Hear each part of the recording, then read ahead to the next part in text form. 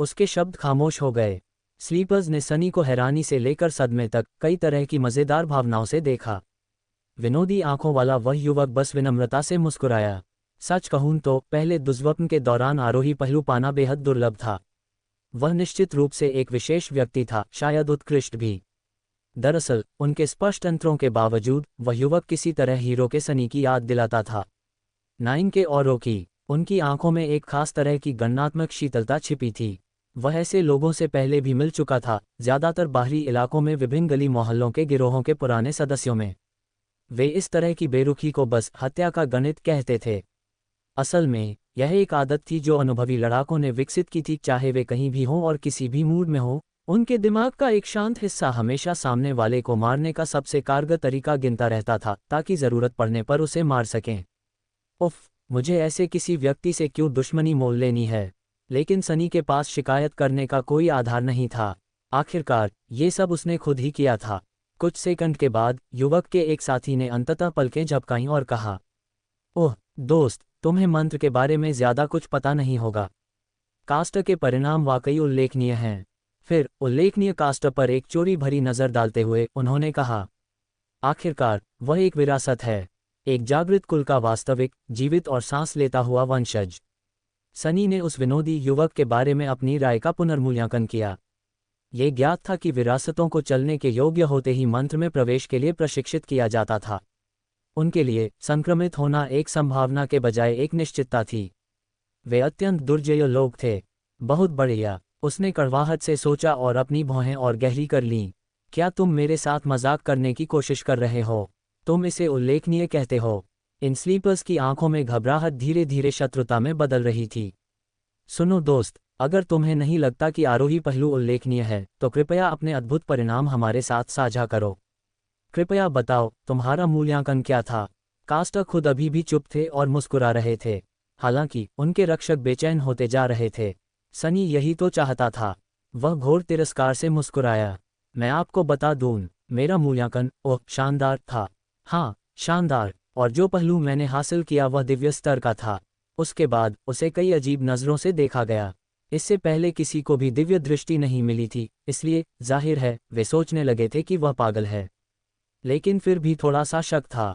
शायद वह अजीब आदमी किसी शक्तिशाली कुल का वंशज था, कोई अद्वितीय प्रतिभा। शायद उसका मूल्यांकन वाकई शानदार था। सनी को उस छोटे से संदेह को दूर करना था।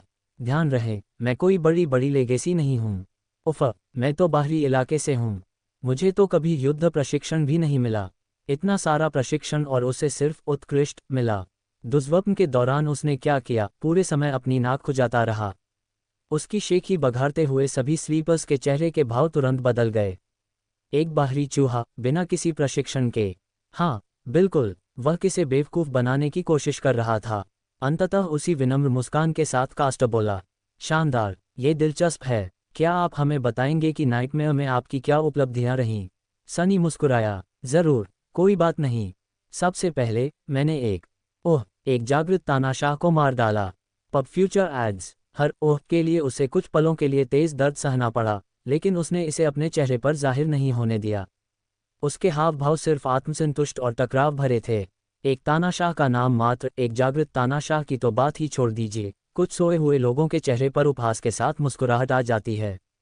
ओह सच में, तुमने इसे कैसे मारा? सनी के चेहरे पर अहंकार झलक रहा था। कैसे? मैं आपको बता दूं, मुझे एक उंगली भी नहीं उठानी पड़ी। मैंने बस थूका और वह टुकड़े टुकड़े हो गई। जो सच था, सनी ने वेदी पर मुंह भर खून थूका था और परिणामस्वरूप शैडो गॉड ने बेरहमी से माउंटेन किंग के टुकड़े टुकड़े कर दिए। कोई खुलकर हंसा। या तो यह आदमी पागल है या फिर जानबूझकर हमारे साथ खिलवाड़ कर रहा है। सुनो छोटू, थोड़ी शालीनता रखो, ठीक है? ऐसे झूठ पर कौन यकीन करेगा? सनी सचमुच गुस्से में था। वह जवाब देना चाहता था कि वह छोटा नहीं है, लेकिन वह ऐसा नहीं कर सका, क्योंकि यह झूठ होगा, लानत है। इसलिए इसके बजाय उन्होंने अपने दांत पीसते हुए आक्रोश से भरी आवाज में कहा, मैं इसका उत्तर नहीं दे सकता क्योंकि यह झूठ नहीं है। क्या आप सचमुच इस बात पर जोर दे रहे हैं कि आपने एक जागृत तानाशाह को मार डाला था, एक तानाशाह को, और वह भी थोड़े से थूक के साथ? सनी ने अपनी भौहें सिकोड़ लीं। ये सच है। इसके बाद और अधिक हंसी हुई। पागल कमीना, वह वास्तव में अपनी ही बकवास में विश्वास करता है। पागल, वह पागल है। अप्रत्याशित रूप से कास्टर ने अपने साथियों को रोक दिया। दोस्तों, जब हंसी शांत हो गई तो उन्होंने मित्रतापूर्ण तरीके से पूछा, आपने और क्या हासिल किया? क्या इतना काफी नहीं था? सनी ने अपनी ठुड्डी ऊपर उठाई। मुझे सोचने दो। ओह, मैंने एक जागृत तलवारबाज को भी मार डाला। सचमुच? तुमने ऐसा कैसे किया? सनी ने थोड़ा शर्मिंदा होने का नाटक करते हुए नीचे देखा। वह, दरअसल उस बार मुझे अपनी एक उंगली उठानी पड़ी। मुझे उसे 2-3 बार हिलाना भी पड़ा। हालांकि उसे मारने के लिए इतना ही काफी था। उसने अपनी उंगलियों के बीच चांदी की घंटी पकड़ी हुई थी, जिसकी वजह से हीरो पर हमला हुआ और अंततः तानाशाह ने उसे मार डाला। इसलिए तकनीकी रूप से उसके सभी कथन सत्य थे। क्या पागल है? हाँ, क्या तुम इस बेवकूफ़ पर विश्वास कर सकते हो? बेचारा कमीना, वह न केवल कमज़ोर है बल्कि अपना आपा भी खो बैठा है। कास्टर ने अपने साथियों को एक लंबी नज़र से देखा और फिर सनी की ओर मुड़ गया। और कुछ? सनी ने पलकें झपकाईं। अब अंतिम स्पर्श का समय है। कुछ और? ओह अच्छा, ओह ठीक है। मैंने कई देवताओं से बात की, हालांकि वे सभी मर चुके थे। मैंने उनमें से एक को जगा दिया। उसने मुझे आशीर्वाद दिया। मुझे भगवान का आशीर्वाद प्राप्त हुआ। क्या आप सब समझते हैं? स्लीपर्स चुपचाप अपना सिर हिला रहे थे या दया से उसकी ओर देख रहे थे। कास्टर ने आह भरी। मैं समझ गया। खैर, आपकी उपलब्धियों की तुलना में मेरी उपलब्धियां कुछ औसत ही लगती हैं। हमारे साथ साझा करने के लिए धन्यवाद। मुझे उम्मीद है कि सपनों के दायरे में प्रवेश करने के बाद आप भी उतने ही सफल होंगे। सनी के चेहरे पर आत्मसंतुष्ट श्रेष्ठता का भाव था और वह मुस्कुराया। तुम्हें इस पर ज्यादा भरोसा है? इतना कहकर वह मुड़ा और चला गया। ये तो बहुत अच्छा काम है। उसे पूरा यकीन था कि इस प्रदर्शन के बाद कोई भी यह विश्वास नहीं करेगा कि उसके पास वास्तव में कोई शक्तिशाली पहलू है या उसने दुष्स्वप्न के दौरान कुछ उल्लेखनीय किया है। उसने उन्हें केवल सच बताया और फिर भी सबको सच के विपरीत विश्वास दिलाने में कामयाब रहा। यह एक अविश्वसनीय अनुभूति है। अब वे उसके बारे में क्या सोचते थे? उन्हें लगता था कि वह कमज़ोर है, बिना किसी शिक्षा के बाहरी इलाके में पला बड़ा है और उसे कोई प्रशिक्षण नहीं मिला है। इससे भी बढ़कर वह या तो पागल था या बेहद बेवकूफ़। उसका गुस्सैल स्वभाव बहुत बुरा था। सचमुच दयनीय और दयनीय साथी।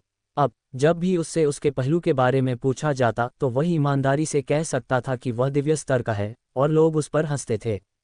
लोग यह मानने को तैयार थे कि जादू का अस्तित्व समाप्त हो गया है, बजाय इसके कि वह कोई उल्लेखनीय व्यक्ति है। वह अपनी उपलब्धियों के बारे में छत से भी चिल्ला सकता था और कोई उस पर विश्वास नहीं करता था। इसके बाद किसी को भी कभी संदेह नहीं हुआ कि उसका कोई सच्चा नाम है। बस इंतजार करो मूर्खों, एक दिन मैं ही हंसूंगा। जब सनी जा रहा था उसने स्लीपर्स में से एक को कास्टर से बात करते सुना। तुमने उस पागल को उसकी जगह क्यों नहीं दी? उसने तुम्हें नीचा दिखाया है। थोड़ी देर रुकने के बाद कास्टर ने जवाब दिया। उसकी आवाज़ धीमी और मधुर लग रही थी। बेचारा बच्चा दुष्स्वप्न में पागल हो गया होगा। ऐसा अक्सर होता है। वह शायद जल्द ही मर जाएगा, इसलिए कम से कम मैं उसके प्रति दयालु तो हो ही सकता हूँ। सनी के मुंह का कोना फड़क उठा।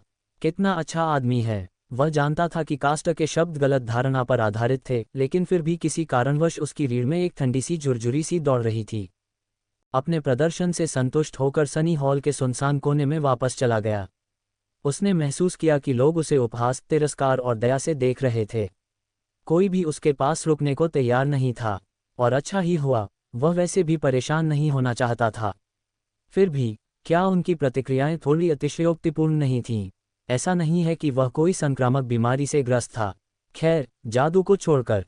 लेकिन यह वास्तव में कोई बीमारी नहीं थी जो यहाँ मौजूद सभी को पहले से ही पता होनी चाहिए थी। आखिरकार वह भीड़ से निकलकर कोने में पहुंच गया। न जाने क्यों स्लीपर्स वहां जाने को तैयार नहीं थे। उस समय बेंच पर सिर्फ एक लड़की चुपचाप बैठी थी। सनी ने उसे देखा। वह शांत लड़की नाजुक, संकोची और बेहद खूबसूरत थी। उसके कपड़े साफ सुथरे और व्यवस्थित थे। वे ज्यादा महंगे तो नहीं थे, लेकिन फिर भी काफी अच्छे थे। हल्के सुनहरे बालों, बड़ी बड़ी नीली आंखों और आकर्षक चेहरे के साथ वह किसी खूबसूरत चीनी मिट्टी की गुड़िया जैसी लग रही थी।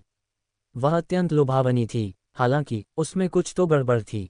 सनी ने भौहें चढ़ाईं, ये समझने की कोशिश करते हुए कि आखिर उस लड़की में उसे क्या असहज कर रहा था। थोड़ी देर बाद उसे एहसास हुआ कि उसकी खाली, भावहीन निगाहें उसे माउंटेन किंग की याद दिला रही थीं। चौंककर सनी समझ गया कि लड़की अंधी है। उसे खुद को संभालने में कुछ सेकंड लगे। कितनी शर्म की बात है। थोड़ा निराश होकर वह सावधानीपूर्वक बेंच के दूसरे छोर पर बैठ गया। अगर वह लड़की मंत्र में प्रवेश करने से पहले अंधी होती तो वह पहले दुष्स्वप्न से बच नहीं पाती। इसका मतलब था कि मूल्यांकन के परिणामस्वरूप उसने अपनी दृष्टि खो दी। यह उसकी खामी थी। अचानक सनी को बहुत घबराहट हुई। उसके सीने में ठंडक फैल गई और मुझे लगा कि मेरी खामी बुरी थी। चाहे अंधी लड़की को अपनी दृष्टि के बदले में कोई भी पहलू क्षमता मिली हो, यह असल में मौत की सज़ा थी। एक अंधे व्यक्ति के स्वप्न लोक में जीवित रहने की कोई संभावना नहीं थी, कम से कम एक निष्क्रिय कोर के साथ तो बिल्कुल नहीं। एक तरह से लड़की पहले ही मर चुकी थी। वह वास्तव में एक चलती फिरती लाश थी। बेहद परेशान होकर सनी ने मुड़कर स्लीपर्स की भीड़ का निरीक्षण किया। अब उसे समझ में आया कि लोग इस कोने से क्यों बच रहे थे। लड़की के चारों ओर मौत का एक अदृश्य लेकिन लगभग स्पर्शनीय सा आभामंडल था। आमतौर पर सोने वाले लोग बहुत अंधविश्वासी नहीं होते थे, लेकिन कोई भी उसकी संगति में असहज महसूस कर सकता था।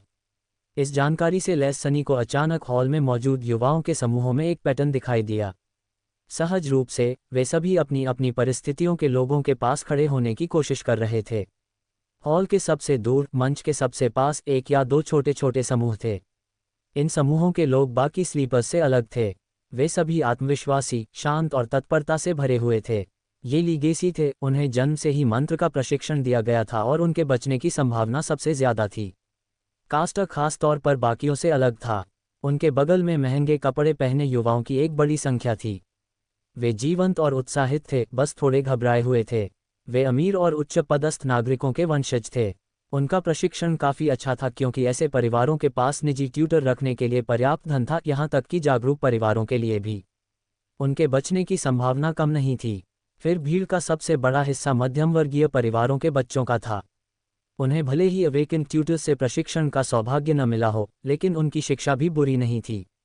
सरकार ने स्कूली पाठ्यक्रम में सभी आवश्यक ज्ञान और कौशल डालने के लिए काफ़ी प्रयास किया था, ताकि संभावित स्लीपर्स को पहले से तैयार किया जा सके। हो सकता है कि उनमें से कुछ को निजी तौर पर अतिरिक्त प्रशिक्षण मिला हो। जिंदा रहने के लिए इन स्लीपर्स को बहादुरी से काम लेना होगा और थोड़ी किस्मत का भी साथ चाहिए होगा। लेकिन यह असंभव नहीं था, इसलिए वे तनावग्रस्त और घबराए हुए थे। और आखिर में सनी और अंधी लड़की थीं। लाशें। हॉल में सोए हुए बाकी लोगों के हिसाब से उनके बचने की संभावना लगभग शून्य थी। कितना आकर्षक! इस तरह युवा स्लीपर्स ने अवचेतन रूप से खुद को बांट लिया था। इस नियम का एकमात्र अपवाद वह चांदी के बालों वाली लड़की थी, जो अकेली और सबसे अलग खड़ी थी, मानो उसे वातावरण में व्याप्त तनाव और घबराहट से कोई सरोकार न हो। वह दीवार से टिकी हुई आंखें बंद किए संगीत सुन रही थी। लेकिन उनके समूह और प्रशिक्षण के स्तर की परवाह किए बिना हर कोई पहले से ही इंतजार करते करते थक गया था। ये लानत मलानत दीक्षांत समारोह कब शुरू होगा? सनी ने चिढ़कर सोचा। Pub future ads. मानो उसके विचारों का उत्तर देते हुए गहरे नीले रंग की वर्दी पहने एक लंबा आदमी मंच पर प्रकट हुआ। वह न केवल लंबा था, बल्कि लगभग एक विशालकाय व्यक्ति था। सनी को यह भी आश्चर्य हुआ कि क्या उस आदमी की मां ने भालू के साथ कोई पाप किया है। बेशक ये नामुमकिन था, भालू तो स्पेल के आने से बहुत पहले ही विलुप्त हो चुके थे। लेकिन एक बार उसने एक किताब में तस्वीरें देखीं और वे कुछ एक जैसी लग रही थीं। तो फिर यह एक भालू जैसा दुर्लभ प्राणी है। उस विशालकाय व्यक्ति के चौड़े कंधे, हृष्ट-पुष्ट शरीर और खूबसूरत भूरी दाढ़ी थी। उसकी आंखें शांत और गंभीर थीं। मंच के बीचों बीच पहुंचकर उसने स्लीपर्स को एक लंबी नज़र से देखा। जब उसकी नज़र सुनसान कोने पर पड़ी तो सनी अचानक घबरा गया। ओह, मुझे उम्मीद है कि उसमें कोई दूरसंवेदी क्षमता नहीं होगी, वरना वह अपनी मां की खातिर मेरे एक दो अंग अलग कर सकता है। उस आदमी ने सनी की तरफ ज्यादा ध्यान नहीं दिया और अपनी नज़रें भीड़ की अगली पंक्तियों पर टिका दीं।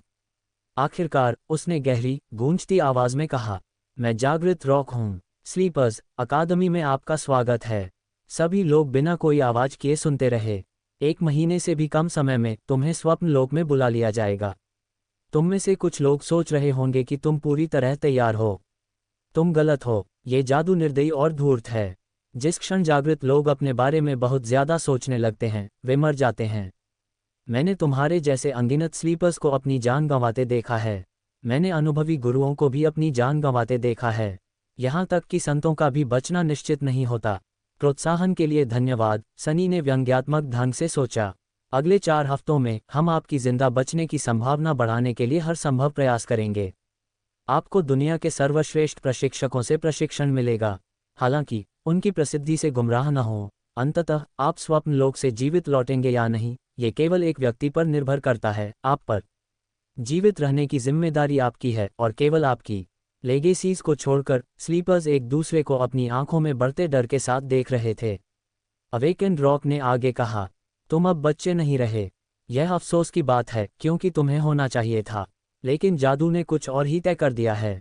तुम पहले दुष्स्वप्न में जा चुके हो, इसलिए तुम्हें पहले से ही पता है कि वह कैसा होता है। तुम्हारे माता पिता, तुम्हारे शिक्षक और तुम्हारे दोस्त अब तुम्हारी कोई मदद नहीं कर सकते। काफी समय से ऐसा कुछ नहीं हुआ। रॉक का भाषण सुनते हुए सनी खुद को थोड़ा अलग थलग महसूस करने से नहीं रोक पाया। उसके लिए ये सब पुरानी खबर थी। हालांकि वह प्रशिक्षक का उद्देश्य समझ गया था, उसे युवा स्लीपर्स को डराना था, क्योंकि डर ही एकमात्र चीज थी जो उन्हें जिंदा रख सकती थी। आखिरकार भाषण अपने अहम हिस्से पर आ गया। अवेकेंड रॉक ने कुछ पल रुककर बच्चों को अपनी बातें समझने का मौका दिया। फिर हल्के से सिर हिलाते हुए उन्होंने आगे कहा, अब हम दुष्स्वप्न और स्वप्न लोक के बीच अंतर के बारे में बात करेंगे। ये वह चीज थी जिसमें सनी की गहरी रुचि थी। बेशक उसे इस बात का सामान्य ज्ञान था कि जादू के अंदर चीजें कैसे व्यवस्थित होती हैं, लेकिन पहले दुष्स्वप्न ने उसे पहले ही दिखा दिया था कि वास्तविकता लोकप्रिय संस्कृति में दिखाए गए चित्रण से कई छोटे लेकिन बेहद महत्वपूर्ण तरीकों से अलग होती है। उसे सच्चाई को मिथकों से अलग करना था, और जाहिर है ये बात किसी ऐसे व्यक्ति के मुंह से सुनना बहुत फायदेमंद था जो वास्तव में स्वप्नलोक में गया हो। इसलिए सनी पूरी तरह से ध्यान से सुनने को तैयार था। जागृत रॉक ने बोलना शुरू किया, अधिकांश लोग जानते हैं कि दुष्स्वप्न क्या होते हैं क्योंकि उनका वास्तविक दुनिया और उनके जीवन पर प्रभाव पड़ता है। प्रथम दुष्स्वप्न में प्रवेश करने से पहले आप सभी को चेतावनी दी गई है कि यदि आप वहां नष्ट हो जाते हैं तो एक दुष्स्वप्न प्राणी को दहलीज पार करने और वास्तविकता में प्रवेश करने की अनुमति दी जाएगी। हाँ, यही कारण था कि मास्टर जेट को उसके पास धैर्यपूर्वक इंतजार करना पड़ा, ताकि यदि राक्षस प्रकट होता तो उससे निपटने के लिए तैयार रहा जा सके। पहले दुष्स्वप्न अनोखे होते हैं क्योंकि उनमें से प्रत्येक अलग होता है, इसीलिए केवल एक ही प्राणी प्रकट हो सकता है। हालांकि दूसरे दुष्स्वप्न से शुरू होकर चीजें और भी खतरनाक हो जाती हैं। ये दुष्स्वप्न किसी संक्रमित व्यक्ति से जुड़े नहीं होते, बल्कि वे स्वप्न लोक में जन्म लेते हैं। जब दुष्स्वप्न का बीज बढ़ रहा होता है तो कोई भी जागृत प्राणी उस पर विजय पाने का प्रयास कर सकता है। दुष्स्वप्नों का शिकार करना जागृत लोगों की मुख्य जिम्मेदारी थी। सनी यह बात जानता था, अगर वे सब मर जाएं या बीज के परिपक्व होने से पहले उसे ढूंढने में नाकाम रहें तो असली दुनिया में एक दरवाज़ा खुल जाएगा जिससे अनगिनत राक्षस अंदर आ जाएंगे। आप सब इसके परिणाम जानते हैं। अन्य जागृत लोगों को इस तरफ से हमले का सामना करने के लिए मजबूर होना पड़ेगा, लेकिन तब नागरिक आबादी में भारी तबाही या नुकसान हो सकता है। द्वारों का खुलना एक ऐसी चीज थी जिससे धरती पर हर कोई डरता था। दुष्स्वप्न प्राणियों के शुरुआती आगमन के बाद ये जादू द्वारा लाई गई दूसरी आपदा भी थी। मुख्य अंतर ये था कि उस शुरुआती लहर में केवल निष्क्रिय जानवर ही थे। हालांकि द्वारों की अपनी श्रेणियां थीं और किसी भी प्रकार का प्राणी संभावित रूप से उनमें प्रवेश कर सकता था। सनी के जन्म से कुछ समय पहले रैंक 5 का एक गेट खुलने से एक पूरा महाद्वीप निर्जन हो गया था। सौभाग्य से उच्च श्रेणी के गेट बहुत दुर्लभ थे। जागृत रॉक की आवाज गंभीर हो गई। अतः ये कहना गलत नहीं होगा कि जागृत का उद्देश्य स्वप्न लोक में प्रवेश करना, परिपक्व होते दुष्स्वप्नों की तलाश करना और वास्तविक दुनिया पर कोई भी संकट आने से पहले उन्हें समाप्त करना है। इससे आप देख सकते हैं कि स्वप्न लोक और दुष्स्वप्न एक दूसरे से जुड़े हुए हैं, लेकिन एक नहीं हैं। यदि दुष्स्वप्न गंतव्य है तो स्वप्न लोक मार्ग है, लेकिन यह इससे भी कहीं अधिक है। बहुत रोमांटिक। क्या अवेकन रॉक में काव्यात्मक रुझान है? सीधे शब्दों में कहें तो स्वप्न लोक एक दुनिया है। यह विशाल, रहस्यमय और ज्यादातर अज्ञात है। यह मृत भी है। वहाँ दुष्स्वप्न प्राणियों, दूषित पारिस्थितिकी तंत्रों और अब हमारे अलावा कोई जीवन नहीं है। लेकिन ये हमेशा से मृत नहीं था। हम बता सकते हैं कि बहुत समय पहले स्वप्न लोक कई आदिम सभ्यताओं का घर था। इसकी मिट्टी में बहुत सारे खंडहर दबे हुए हैं।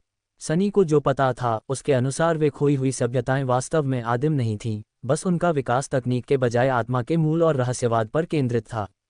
यानी मूलतः चमत्कार और जादू। उनके नाम क्या थे? उनका पतन कैसे हुआ? कोई नहीं जानता था। शायद वे जादू से नष्ट हो गए थे। हम नहीं जानते कि स्वप्न लोक जादू के अंदर एक भ्रम के रूप में मौजूद है, बस एक अकल्पनीय रूप से बड़े पैमाने पर, या ये वास्तविक है जहां जादू केवल दो वास्तविकताओं के बीच एक मार्ग के रूप में कार्य करता है। हालांकि हमें संदेह है कि दुष्स्वप्नों के अंदर उत्पन्न भ्रम इसके इतिहास पर आधारित हैं। वे अतीत की घटनाओं की प्रतिकृतियां हैं जिन्हें किसी तरह समय की गहराई से पुनर्निर्मित किया गया है। तो हो सकता है कि बहुत समय पहले उस काले पहाड़ पर एक असली गुलामों का कारवां रहा हो। सनी को याद आया कि उसके दुष्स्वप्न की शुरुआत में समय कैसे उल्टा चलता हुआ प्रतीत होता था। उसने सोचा कि उसकी भागीदारी के बिना सब कुछ कैसे समाप्त होता। क्या वह अनाम मंदिर का गुलाम बाकी कारवां के साथ पर्वत राजा के पेट में ही मर गया? किसी तरह उसे लगा कि वह अनाम गुलाम इतना सीधा सादा नहीं था, वरना जादू उसे क्यों याद रखता? और हीरो का क्या वह बच पाया था? मैं आश्चर्यचकित हूँ। स्वप्न लोक और दुष्स्वप्न लोक के बीच 4 मुख्य अंतर हैं। पहला, इसमें कोई कहानी नहीं होती। इसमें कोई पूर्व निर्धारित संघर्ष नहीं होता जिसे आपको हल करने के लिए मजबूर किया जाए। आप स्वतंत्र रूप से घूम सकते हैं और अन्वेषण कर सकते हैं, बशर्ते आपके पास जंगल में जीवित रहने की शक्ति हो। ज्यादातर लोग मानव गणों में से किसी एक के पास ही रहना पसंद करते हैं। ये जानकर अच्छा लगा, सनी ने सोचा। वह आश्वस्त नहीं था। बेशक स्वप्न लोक में कोई पूर्व निर्धारित संघर्ष नहीं थे, लेकिन अपने भाग्यशाली गुण के कारण उसका किसी न किसी मुसीबत में फंसना लगभग तय था। इसलिए जागृत रॉक ने जिस आज़ादी का जिक्र किया था वह उसके मामले में सापेक्ष थी। इस बीच प्रशिक्षक ने आगे कहा, दूसरी बात, जैसा कि मैंने पहले ही बताया है, स्वप्नलोक में वास्तविक दुनिया से आए लोगों के अलावा कोई भी व्यक्ति नहीं है। वहाँ केवल राक्षस हैं। हालांकि उनमें से कुछ मानव रूप की नकल कर सकते हैं, इसलिए इस बात का ध्यान रखें। पब फ्यूचर विज्ञापन। सनी को अपनी पीठ पर ठंडा पसीना बहता हुआ महसूस हुआ। दुष्स्वप्न जीव इंसानों की नकल कर रहे हैं। कितना डरावना। ये कब से चलन में है? उसने इसके बारे में कभी सुना क्यों नहीं? उसने पहली पंक्ति में खड़े लेगेसीज पर एक नज़र डाली और पाया कि उनमें कोई आश्चर्य का भाव नहीं था। तो उन्हें पता था। तीसरा, पहले दुष्स्वप्न के विपरीत, यदि आप स्वप्न लोक में मर जाते हैं तो कोई भी दुष्स्वप्न प्राणी वास्तविक दुनिया में प्रकट नहीं होगा। ये क्रूर लग सकता है, लेकिन यह अच्छी बात है। जागृत शक्तियां पहले से ही बिखरी हुई हैं। यदि हमें हर सोए हुए व्यक्ति पर नज़र रखनी पड़े तो हमारे पास अधिक महत्वपूर्ण मामलों को संभालने के लिए संसाधन नहीं होंगे। ये देखते हुए कि प्रत्येक स्लीपर स्वप्न लोक में सप्ताह, कभी कभी तो महीने भी बिता सकता है, इस कथन में निर्मम तर्क था। और अंत में, और सबसे महत्वपूर्ण बात, दुष्स्वप्नों के विपरीत जो निष्पक्षता के नियमों से बंधे होते हैं, स्वप्न लोक में आप किस प्रकार के प्राणी से मिल सकते हैं इसकी कोई सीमा नहीं है। अपने परीक्षणों के दौरान मंत्र किसी निष्क्रिय मानव को अपने से कई रैंक ऊपर के प्रतिद्वंद्वी के विरुद्ध नहीं खड़ा करेगा।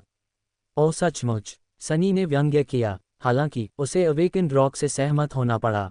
हालांकि हीरो और माउंटेन किंग दोनों ही उसकी श्रेणी से बाहर थे, फिर भी वे उससे सिर्फ एक रैंक ऊपर थे। उद्धरण चिन्ह ... लेकिन स्वप्न लोक में ऐसी कोई पाबंदी नहीं है। सैद्धांतिक रूप से आप किसी अपवित्र टाइटन से टकरा सकते हैं और यह समझे बिना ही मर सकते हैं कि क्या हुआ। इसलिए सावधान रहें और अपने बराबर के दुश्मनों वाले क्षेत्रों में ही रहें।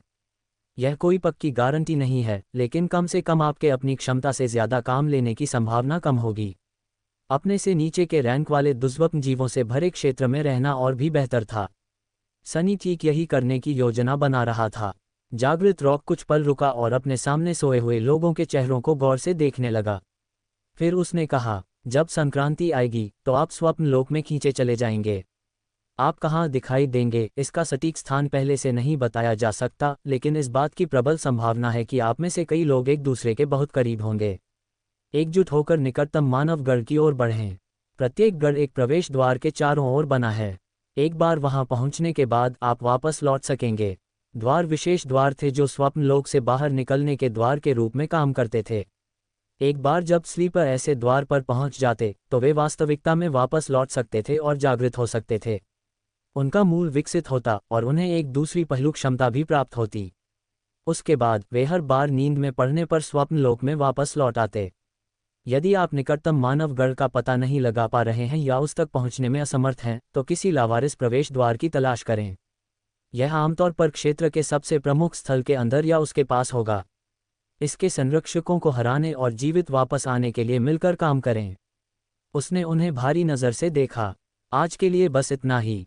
अब अपने संचारकों को भेजे गए निर्देशों का पालन करते हुए अपने लिए निर्धारित छात्रावास ढूंढिए। वहां पहुंचने के बाद आप देर रात के खाने के लिए कैफेटेरिया जा सकते हैं। उसके बाद आपके सुझाए गए पाठ्यक्रम तैयार करने के लिए साक्षात्कारों का एक दौर होगा। रात को अच्छी नींद लीजिए। आपका प्रशिक्षण कल से शुरू होगा। इतना कहकर उसने उन्हें एक छोटा सा इशारा किया और चला गया। सनी ने आह भरी, पहले से भविष्यवाणी नहीं की जा सकती है ना। यदि वह भाग्यशाली रहा तो या तो वह किसी समृद्ध मानव गढ़ के ठीक बीच में उतरेगा और तुरंत ही एक प्रवेश द्वार में प्रवेश करेगा, या फिर स्वप्न लोक के किसी ऐसे दूरस्थ और घातक क्षेत्र में प्रकट होगा जिसके बारे में किसी ने कभी सुना भी नहीं था या वहां से जीवित वापस भी नहीं लौटा था। आइए पहले वाली स्थिति की आशा करें। चूंकि वह कुछ कर नहीं सकता था, इसलिए सनी ज्यादा चिंतित नहीं था। उसके दिमाग में एक और ज़रूरी बात चल रही थी, आखिर यहाँ रात के खाने में क्या परोसा जाता है। स्लीपर्स से जुड़ी हर चीज़ उसी इमारत में थी। सनी ने अपने कम्युनिकेटर को भेजे गए निर्देशों का पालन किया और जल्दी से डॉर्मेटरी ढूंढ ली जो सबसे निचली मंजिल पर थी। उसे हैरानी हुई कि उसे असल में एक पूरा कमरा ही मिल गया। इसमें एक मुलायम गद्दे वाला बिस्तर, एक मेज़, एक ड्रेसर और एक अलग बाथरूम भी था। सामग्री नई और देखने में आकर्षक थी। हवा ठंडी और जीवाणुरहित थी। अंदर गर्मी थी और बाहरी दीवार पर एक छिपी हुई जाली लगी थी जो एक चौड़ी खिड़की की तरह लग रही थी, जिससे एक बर्फीले पार्क का मनोरम दृश्य दिखाई देता था। यहाँ तक कि अकादमी के प्रतीक चिन्ह वाले कई कपड़े भी उन्हें निःशुल्क उपलब्ध कराए गए। कितना असाधारण, सनी ने थोड़ा स्तब्ध होकर सोचा। तार्किक रूप से तो उसे समझ आ गया था कि ऐसी व्यवस्था कोई आलीशान नहीं है, लेकिन उसके लिए जो सरहदों पर घूमते हुए बड़ा हुआ था, ये कमरा किसी महल जैसा था। उसने सिर खुजलाया। लगता है मैं सफल हो गया। सनी ने इधर उधर देखा, फिर अपनी परछाई को देखकर आंख मारी और मुस्कुराया। मुझे लगता है कि हम दुनिया में आगे बढ़ रहे हैं, है ना? परछाई ने कोई जवाब नहीं दिया। जाहिर है वो ज्यादा प्रभावित नहीं हुई। शायद उसे इन बातों की परवाह ही नहीं थी। ठीक है, एक बेवकूफ़ छाया को क्या पता होगा। सनी ने नए कपड़े पहने और खुद को आईने में निहारा। फिर कुछ याद करके उसने रूम्स बुलाए। अंततः उनके पास कठपुतली के कफन का अध्ययन करने का समय था। स्मृति, कठपुतली का कफन। स्मृति रैंक, जागृत। स्मृति प्रकार, कवच। स्मृति विवरण। एक बार एक धर्मी राजा के हृदय में संदेह का कीड़ा घुस गया। समय के साथ राजा अंदर से निगल लिया गया और उसकी कठपुतली बन गया। एक जीवनकाल बाद कठपुतली चलाने वाला कीड़ा राजा के मृत शरीर से निकलकर काले रेशम का एक कोकून छोड़कर भाग गया। कोई नहीं जानता कि वह रेशम कहाँ गया। हालांकि जब लोगों ने उस शांत महल के पास जाने का साहस किया तो उन्होंने कुतर दी गई हड्डियों के पहाड़ों के बीच रेशम को ढूंढ निकाला और उससे कवच बना लिया। सनी ने खट्टा चेहरा बनाया। यह इतना डरावना नहीं है। हाँ, मुझे जरा भी डर नहीं लग रहा। जरा सोचिए, उसने जो पहला जीव मारा था उसका नाम लावा था। अगर वह मान लेता कि माउंटेन किंग एक परिपक्व कठपुतली कृमि है और पहले से ही एक अत्याचारी है, तो पतंगा बनने के बाद वह किस में बदल जाएगा? नहीं, इसके बारे में न सोचना ही बेहतर है। एक गहरी सांस के साथ उसने कठपुतली का कफन बुलाया। पतले काले धागे तुरंत उसके शरीर के चारों ओर प्रकट हुए और उसे एक कवच में लपेट दिया। ये गहरे भूरे मुलायम कपड़े से बना था जिसमें काले बेजान चमड़े से बने ब्रेसर और कंधे के गार्ड जैसे कई तत्व थे। कवच हल्का था, साधारण था और उसकी हरकतों पर कोई रोक नहीं लगाता था। हिलने डुलने पर भी कोई आवाज नहीं होती थी। परछाई में छिपने वालों के लिए यह एकदम सही उपकरण है। सनी मुस्कुराया। वह जानता था कि जागृत श्रेणी से नीचे के किसी भी प्राणी के लिए इस कवच को भेदना मुश्किल होगा, जिससे उसे सभी निष्क्रिय राक्षसों से निपटने में बड़ी मदद मिली। इसे पहनते समय उसे एक अजीब सी हल्की शांति का भी एहसास हुआ। संदेह का कीड़ा, क्या इसमें मानसिक हमलों के विरुद्ध बेहतर सुरक्षा है? किसी तरह उसे इस बात का यकीन था। एक शानदार ट्रॉफी, एक शक्तिशाली तानाशाह की स्मृति से उसे इससे कम की उम्मीद नहीं होगी। पब फ्यूचर विज्ञापन। बस एक ही दिक्कत थी कि कठपुतली का कफन साफ तौर पर पूरे कपड़ों के ऊपर पहनने के लिए नहीं था। पूरी तरह संतुष्ट होकर सनी ने उसे उतार दिया और अपने कमरे से निकलकर कैफेटेरिया की ओर चल पड़ा। बुरा नहीं, उसने सोचा, प्रथम दुष्स्वप्न के दौरान और उसके बाद मिले सभी पुरस्कारों को याद करते हुए। रात का खाना भी छात्रावास जितना ही शानदार निकला। सनी की असली मांस चखने की ख्वाहिश आखिरकार पूरी हुई। न सिर्फ ये स्लीपर्स के लिए मुफ्त में उपलब्ध था, बल्कि खाने की मात्रा की भी कोई सीमा नहीं थी। इसके अलावा वहाँ चावल, रोटी, तरह तरह के साइड डिश, सॉस, ताज़ी सब्जियाँ, फल और तरह तरह के स्वादिष्ट पेय पदार्थ भी थे। बेहद खर्चीली। सनी ने कॉफ़ी से दूर हटते हुए सोचा। अपनी प्लेट में खाने का एक छोटा सा पहाड़ बनाने के बाद उसे एक खाली जगह मिल गई और कुछ देर के लिए वह दुनिया के वजूद को भूल गया। जैसे ही रसीला, बनावट वाला, बेहतरीन मसालेदार मांस उसके मुंह में भरा, सनी की आंखों में अचानक तारे चमक उठे। उसे अपनी खुशी से भरी कराह को रोकना पड़ा। और सोचिए, वह पूरे 1 साल तक ऐसे ही रह सकता था। धिक्कार है स्पेल पर, तुमने मुझे कुछ महीने पहले संक्रमित क्यों नहीं किया। उसने खाने पर ध्यान केंद्रित किया और पल भर में पूरी प्लेट खा डाली। तृप्त और कुछ ज्यादा ही पेट भर जाने के बाद सनी ने लालसा से पीछे मुड़कर देखा और एक और सर्विंग लेने के बारे में सोचा। लेकिन अकादमी के कर्मचारियों से उसकी मुलाकात का समय हो चुका था। अफसोस से भरकर वह उठ खड़ा हुआ और कैफेटेरिया से बाहर चला गया। जल्द ही उसने खुद को एक छोटे से दफ्तर में पाया जहां एक प्रशासनिक कर्मचारी बैठा था। कर्मचारी बहुत मिलनसार था और उसने तुरंत इंटरव्यू शुरू कर दिया। जैसा कि मास्टर जेट ने उसे चेतावनी दी थी, सनी को फिर से मनोवैज्ञानिक परामर्श की पेशकश की गई। उसकी सलाह को याद करते हुए उसने मना कर दिया और साक्षात्कार सुचारू रूप से उसके पहलू से जुड़े सवालों पर चला गया। वह अपनी क्षमताओं के बारे में जानकारी नहीं देना चाहता था, लेकिन ये भी जानता था कि उसे कर्मचारी को कुछ बताना ही होगा। सौभाग्य से प्रश्न इस तरह से लिखे गए थे कि स्लीपर्स सहज महसूस करें। इसलिए ज़्यादातर प्रश्न क्या आप मुझे बताना चाहेंगे या अगर आप साझा करने को तैयार हैं जैसे अच्छे और विनम्र प्रस्तावनाओं से शुरू होते थे, जिससे सनी को तटस्थ उत्तर देने का मौका मिलता था। क्या आप मुझे बताएंगे कि आपको किस प्रकार की पहलू क्षमता प्राप्त हुई है, जैसे कि युद्ध, जादू, उपयोगिता। उसे बुरा तो लगा, लेकिन उसे सावधान रहना पड़ा। ओह, मुझे यकीन नहीं है। मुझे इसे अच्छी तरह समझने का समय नहीं मिला है। कोई बात नहीं। क्या आप अपनी क्षमता से सीधे नुकसान पहुंचाने में सक्षम हैं?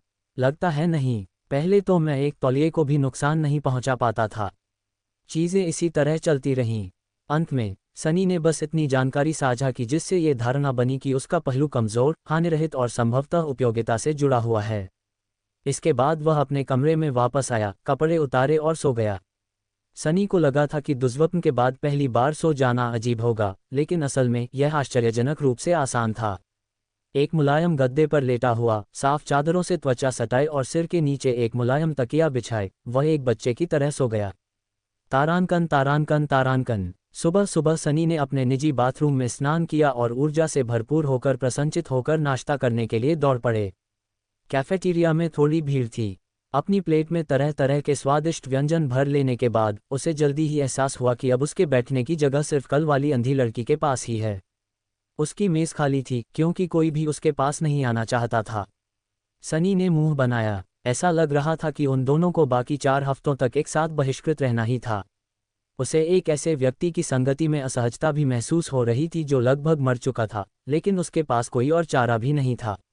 अपना मूड खराब करते हुए वह अंधी लड़की की मेज पर बैठ गया और उस सामाजिक कार्यकर्ता को, जो उसे घुमाने में मदद कर रही थी, एक क्षणिक इशारा किया। इसके बाद उसने ऐसा दिखावा करने की कोशिश की जैसे वे मौजूद ही न हो और अपना ध्यान खाने पर केंद्रित कर लिया। हालांकि इससे पहले कि वह अपनी बात पूरी कर पाता, अचानक हुए शोरगुल ने उसका ध्यान अपनी ओर आकर्षित कर लिया। क्या चल रहा है? उसने ऊपर देखा तो पाया कि कैफेटेरिया की दीवार पर टंगी बड़ी स्क्रीन के चारों ओर ढेर सारे स्लीपर्स जमा थे। उनके चेहरे उत्साह और विस्मय से भरे हुए थे। स्क्रीन पर नए स्लीपर्स के नामों की एक सूची दिखाई दे रही थी, जिसमें सबसे कमजोर से लेकर सबसे मजबूत तक के क्रम में स्लीपर्स के नाम थे, जो संभवतः साक्षात्कारों के परिणामों से निकाले गए थे। कोई खास दिलचस्पी न होने के कारण उसने जल्दी से अपना नाम सूची में सबसे नीचे पाया। अकादमी ने जिस एकमात्र स्लीपर को उससे कम सफल होने वाला माना था, वह अंधी लड़की थी। पता चला कि उसका नाम कैसिया था, लेकिन हंगामा कुछ ज्यादा ही जोरदार था, शायद सिर्फ रैंकिंग का नतीजा नहीं। उत्सुकतावश उसने नजरें ऊपर उठाईं। स्लीपर्स बेचैन थे। ये कैसे हो सकता है?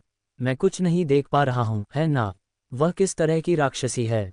कास्टर को दूसरे स्थान पर रखा गया था और उसके ठीक ऊपर चांदी के बालों वाली लड़की का चित्र साफ दिखाई दे रहा था। इसके दाईं ओर पाठ की 2 सरल पंक्तियां प्रदर्शित थीं। नाम नेफिस, सच्चा नाम बदलता सितारा। तो चांदी के बालों वाली लड़की नेफिस को भी अपने पहले दुर्स्वप्न में एक सच्चा नाम मिला। अपना नाम पाने के लिए सनी को एक पूरी तरह से बेकार पहलू के साथ हीरो और माउंटेन किंग से निपटना पड़ा, एक असंभव कार्य जिसने जादू को बहुत खुश किया। मुझे आश्चर्य है कि उसे यह कैसे मिला। कैफेटेरिया में सो रहे लोग इस उपलब्धि के खुलासे से अचंभित रह गए। वे आश्चर्य, भय और प्रशंसा से स्क्रीन को घूर रहे थे। उनकी उत्साहित फुसफुसाहट सुनकर सनी के मन में एक बचकानी इच्छा हुई कि वह चिल्लाए, मैं भी, मेरे पास भी एक है। लेकिन जाहिर है वह चुप रहा। इधर उधर देखते हुए उसने देखा कि कास्टर की नज़र स्क्रीन पर टिकी हुई थी। उस विनोदी युवक के चेहरे पर एक अजीब, गंभीर भाव था। लेकिन अजीब बात यह थी कि जहां तक सनी को पता था, कास्टर उस पंक्ति को नहीं देख रहा था जिसमें असली नाम लिखा था। इसके बजाय वह नेफिस लिखी पंक्ति को घूर रहा था, मानो लड़की का वास्तविक नाम उसके लिए मंत्र द्वारा दिए गए नाम से अधिक अर्थ रखता हो। दिलचस्प है, क्या वे एक दूसरे को जानते हैं? एक महान विरासत किसी ऐसे व्यक्ति को क्यों जानती होगी जो पुलिस द्वारा जारी ट्रैकसूट पहनकर अकादमी में आया हो? और नेफिस की बात करें तो वह कहाँ थी? सनी ने कैफेटेरिया में इधर उधर नज़र दौड़ाए और अचानक उसकी नज़र उस सफ़ेद बालों वाली लड़की पर पड़ी जो हाथ में कॉफ़ी का कप लिए एक कोने में चुपचाप बैठी थी। वह शोरगुल पर ज्यादा ध्यान नहीं दे रही थी, मानो अपने विचारों में डूबी हुई हो। उसकी स्लेटी आंखें गंभीर और दूर की ओर थीं। एक असली नाम वाला स्लीपर? यह असंभव है। ये तकनीकी रूप से संभव है। मुझे लगता है कि स्माइल ऑफ हेवन को उसका असली नाम फर्स्ट नाइटमेयर में मिला था। लेकिन हाँ, मुझे शक है, शायद उसने साक्षात्कार में झूठ बोला। क्या तुम मूर्ख हो? अगर प्रशासकों को धोखा देना इतना आसान होता तो कल वाला पागल बदमाश पहले ही स्थान पर होता। सनी का चेहरा तमतमा गया। पागल बिगड़ल है ना? अच्छा, क्यों ना हम उससे ही पूछ लें। अचानक कैफेटेरिया में एक गगनभेदी सन्नाटा छा गया। इस सुझाव पर स्लीपर्स ने बात करना बंद कर दिया और मुड़कर नेफिस को घूरने लगे। हालांकि किसी में भी पहले उसके पास जाने की हिम्मत नहीं दिख रही थी। अंततः कुछ महसूस करते हुए उसने अपनी आंखें उठाईं और आश्चर्य से उनकी ओर देखा। क्या? यहाँ तक कि अंधी लड़की कैसिया भी उसकी आवाज़ की दिशा में मुड़ गई। कुछ क्षणों के बाद कास्टर अचानक वहां आया और उसने छोटा सा झुककर प्रणाम किया। लेडी नेफिस, मैं हानली कबीले से कास्टर हूँ। मैं देख रहा हूँ कि आपका मुकदमा अच्छा रहा। लेडी, वह उसे ऐसे क्यों बुला रहा है? और उसे अपना परिचय भी देना था। तो क्या वे एक दूसरे को नहीं जानते? दिलचस्प है। नेफिस इस सवाल से थोड़ा उलझन में लग रही थी। कुछ देर सोचने के बाद वह खिलखिलाकर मुस्कुराए और कंधे उचका दिए। जो है सो है, कास्टर ने अजीब तरह से मुस्कुराहट का जवाब दिया। मैं समझ गया। मुझे बहुत खुशी है कि तुम सकुशल लौट आए। ओह, ऐसा नहीं है कि मुझे तुम्हारी क्षमताओं पर संदेह था। नेफिस ने सिर हिलाया। पब फ्यूचर एड्स, धन्यवाद। इसके बाद वह अपनी कॉफ़ी के पास वापस चली गई, जिससे ये संकेत मिलता था कि बातचीत समाप्त हो चुकी है या वह सभी के ध्यान से अनभिज्ञ है। सनी ने आह भरी। कितना रहस्यमय है। उसके मन में ढेरों विचार थे, लेकिन उनमें से कोई भी उसे सबसे ज़रूरी चीज़ से विचलित नहीं कर सका। नाश्ता। कुछ ही सेकंड बाद वह कैस्टर और नेफिस के बीच की अजीबोगरीब बातों को भूल गया और खुशी खुशी अपना खाना खाने लगा। तारांकन तारांकन तारांकन। वाइल्डनेस सर्वाइवल क्लासरूम विशाल, आकर्षक ढंग से सजा हुआ था और पूरी तरह से खाली था। सनी को लगा कि वह गलतफहमी में है, लेकिन तभी उसकी नज़र एक उदास प्रशिक्षक पर पड़ी जो एक चौड़ी लकड़ी की मेज़ के पीछे बैठा था। उसे देखकर प्रशिक्षक के होश उड़ गए। अंदर आओ, नौजवान। वह एक जीवंत बूढ़ा आदमी था, जिसके बिखरे हुए भूरे बाल, विचलित आंखें और घनी भौहें थीं, जो अपने आप ही इधर उधर उछलती हुई प्रतीत होती थीं। मैं जागृत जूलियस हूँ। आप मुझे शिक्षक जूलियस कह सकते हैं। बैठ जाए, बैठ जाए। आपका नाम क्या है? सनी आज्ञाकारी होकर बैठ गया। ये सूर्यविहीन है। जूलियस ने अपनी भौहें उठाईं। आह, कितना अशुभ नाम है, लेकिन यह अच्छा है, बहुत अच्छा। आखिरकार हमें बहुत सी अशुभ चीज़ों से निपटना पड़ता है। सनी ने ध्यान से चारों ओर देखा। ओह, मुझे माफ़ करना, टीचर। क्या मैं बहुत जल्दी आ गया? नहीं नहीं, आप बिल्कुल समय पर आए हैं। क्या अन्य छात्र देर से आए हैं? प्रशिक्षक ने अविश्वसनीय तिरस्कार के साथ बड़बड़ाया। और कोई नहीं आ रहा। उन दरिंदों को तो बस अपनी मुठ्ठियां और तलवारें घुमाने में ही दिलचस्पी है। बहुत कम लोग तुम्हारे जैसे होशियार होते हैं और ज्ञान का असली मूल्य जानते हैं। ओह, तो यह इतना अलोकप्रिय था। सनी ने मन ही मन आह भरी, उम्मीद करते हुए कि उसे इस कोर्स के लिए युद्ध प्रशिक्षण छोड़ने के फैसले पर पछतावा नहीं होगा। बताओ, नौजवान, तुमने सभी चीज़ों में से जंगल में जीवन रक्षा को क्यों चुना? असली वजह छिपाने का कोई मतलब नहीं था। वैसे भी सनी ऐसा कर नहीं पाती। प्रथम दुष्स्वप्न के दौरान मुझ पर नज़र रखने वाले जागृत मास्टर जेट ने मुझे सभी चीज़ों से ऊपर इसका अध्ययन करने की सलाह दी थी। बहुत ही बुद्धिमानी भरी सलाह। मास्टर सचमुच जानता है कि क्या महत्वपूर्ण है। रुको, क्या तुमने जेट कहा? उसकी आंखें चौड़ी हो गईं। सोल रीपर जेट, वह खूनी बर्बर। किसने सोचा होगा कि उसके जैसी बर्बर महिला जटिल ज्ञान का मूल्य जानती होगी? Soul reaper. सनी की जिज्ञासा को चुना गया। गुरुजी, क्या आप मास्टर जेट को जानते हैं? जूलियस ने जवाब देने से पहले ध्यान से अपनी पीठ के पीछे देखा। सोल रीपर को कौन नहीं जानता? हो सकता है कि वह सबसे शक्तिशाली जागृत न हो, लेकिन वह निश्चित रूप से सबसे अधिक भयभीत करने वाली है। ऐसा इसलिए है क्योंकि उसकी पहलू क्षमताएं मांस की उपेक्षा करती हैं और सीधे आत्मा के मूल को लक्षित करती हैं। इसका मतलब है कि कोई भी कवच, क्षति प्रतिरोध और शारीरिक सुरक्षा उन्हें रोक नहीं सकती। वह आगे की ओर झुका। अच्छी बात बस यही है कि वह युवा है और उसके निकट भविष्य में या कभी भी संत बनने की संभावना नहीं है। हाँ, सौभाग्य से इस बात की संभावना बहुत कम है कि वह कभी आगे बढ़ेगी। सनी ने पलकें झपकाईं। क्यों? जूलियस ने उसकी ओर ऐसे देखा जैसे ये समझने की कोशिश कर रहा हो कि कोई इतना अज्ञानी कैसे हो सकता है। जाहिर है, उसके समस्याग्रस्त व्यक्तित्व की वजह से। कौन एक मनोरोगी हत्यारे को संत बनने में मदद करना चाहेगा? तीसरे दुष्स्वप्न पर विजय पाने के लिए आपको उत्कृष्ट साथियों की एक टीम और भरपूर समर्थन की जरूरत होगी। सोल रीपर जेट नहीं है। रुको। अचानक जूलियस ने भौहें चढ़ाईं और पीछे झुक गया। मैं तुम्हारे साथ गपशप क्यों कर रहा हूँ? तुम ऐसी बातें जानने के लिए बहुत छोटे हो। और दूसरों की पीठ पीछे बुराई करना मेरे स्वभाव में नहीं है। मैं इससे असहमत हूँ, सनी ने व्यंग्यात्मक लहजे में सोचा, लेकिन उसने जोर से कुछ नहीं कहा। उन्हें शिक्षक जूलियस से पहले ही बहुत सारी रोचक जानकारी मिल चुकी थी। शायद जंगल में जीवन रक्षा का चुनाव करना सही निर्णय था। चलिए, आपके पाठ्यक्रम पर वापस आते हैं। आप और कौन से पाठ्यक्रम ले रहे हैं? सनी ने आह भरी। कोई नहीं, अगले 4 सप्ताह तक मैं पूरी तरह से जंगल में जीवन रक्षा पर ध्यान केंद्रित करूंगा। जूलियस उसे 1 मिनट तक घूरता रहा, उसके चेहरे पर घोर आश्चर्य साफ झलक रहा था। फिर धीरे धीरे उसकी आंखों में एक उत्साह भरी चमक दिखाई दी।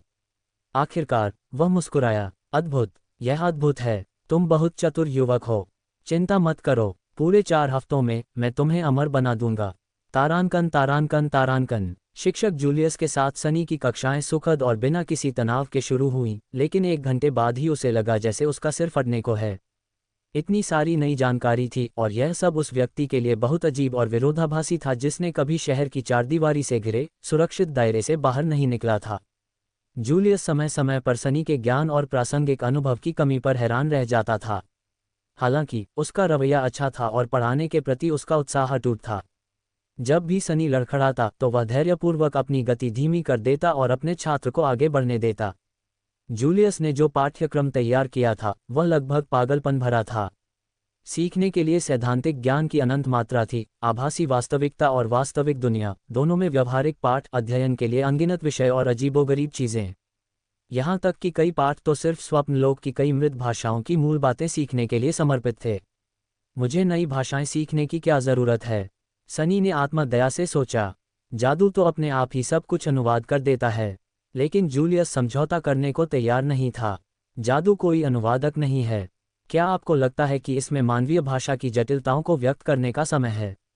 मान लीजिए कि आप किसी खंडहर में शरण ले रहे हैं और आपको एक शिलालेख मिलता है जिस पर लिखा है, आगे निश्चित मृत्यु है। रून भाषा में मृत्यु के लिए 30 शब्द हैं। केवल रून को जानकर ही आप यह अनुमान लगा पाएंगे कि वहाँ किस प्रकार का खतरा है।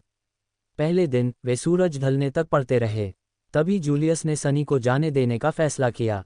मानसिक रूप से थका हुआ और दोपहर और रात का खाना न खा पाने का दुखी, सनी ने अपने शिक्षक को कल उच्च स्तर की एकाग्रता बनाए रखने के लिए भोजन के महत्व के बारे में धीरे से याद दिलाने का फैसला किया।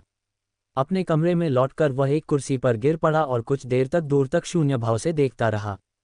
फिर मानो कुछ याद आ गया हो, सनी अपनी परछाई की ओर मुड़ा। ठीक है, रात के खाने से पहले उसे बहुत कुछ करना था। उसने कुछ सेकंड तक छाया को देखा और फिर मुस्कुरा दिया। आइए देखें कि आप वास्तव में क्या कर सकते हैं।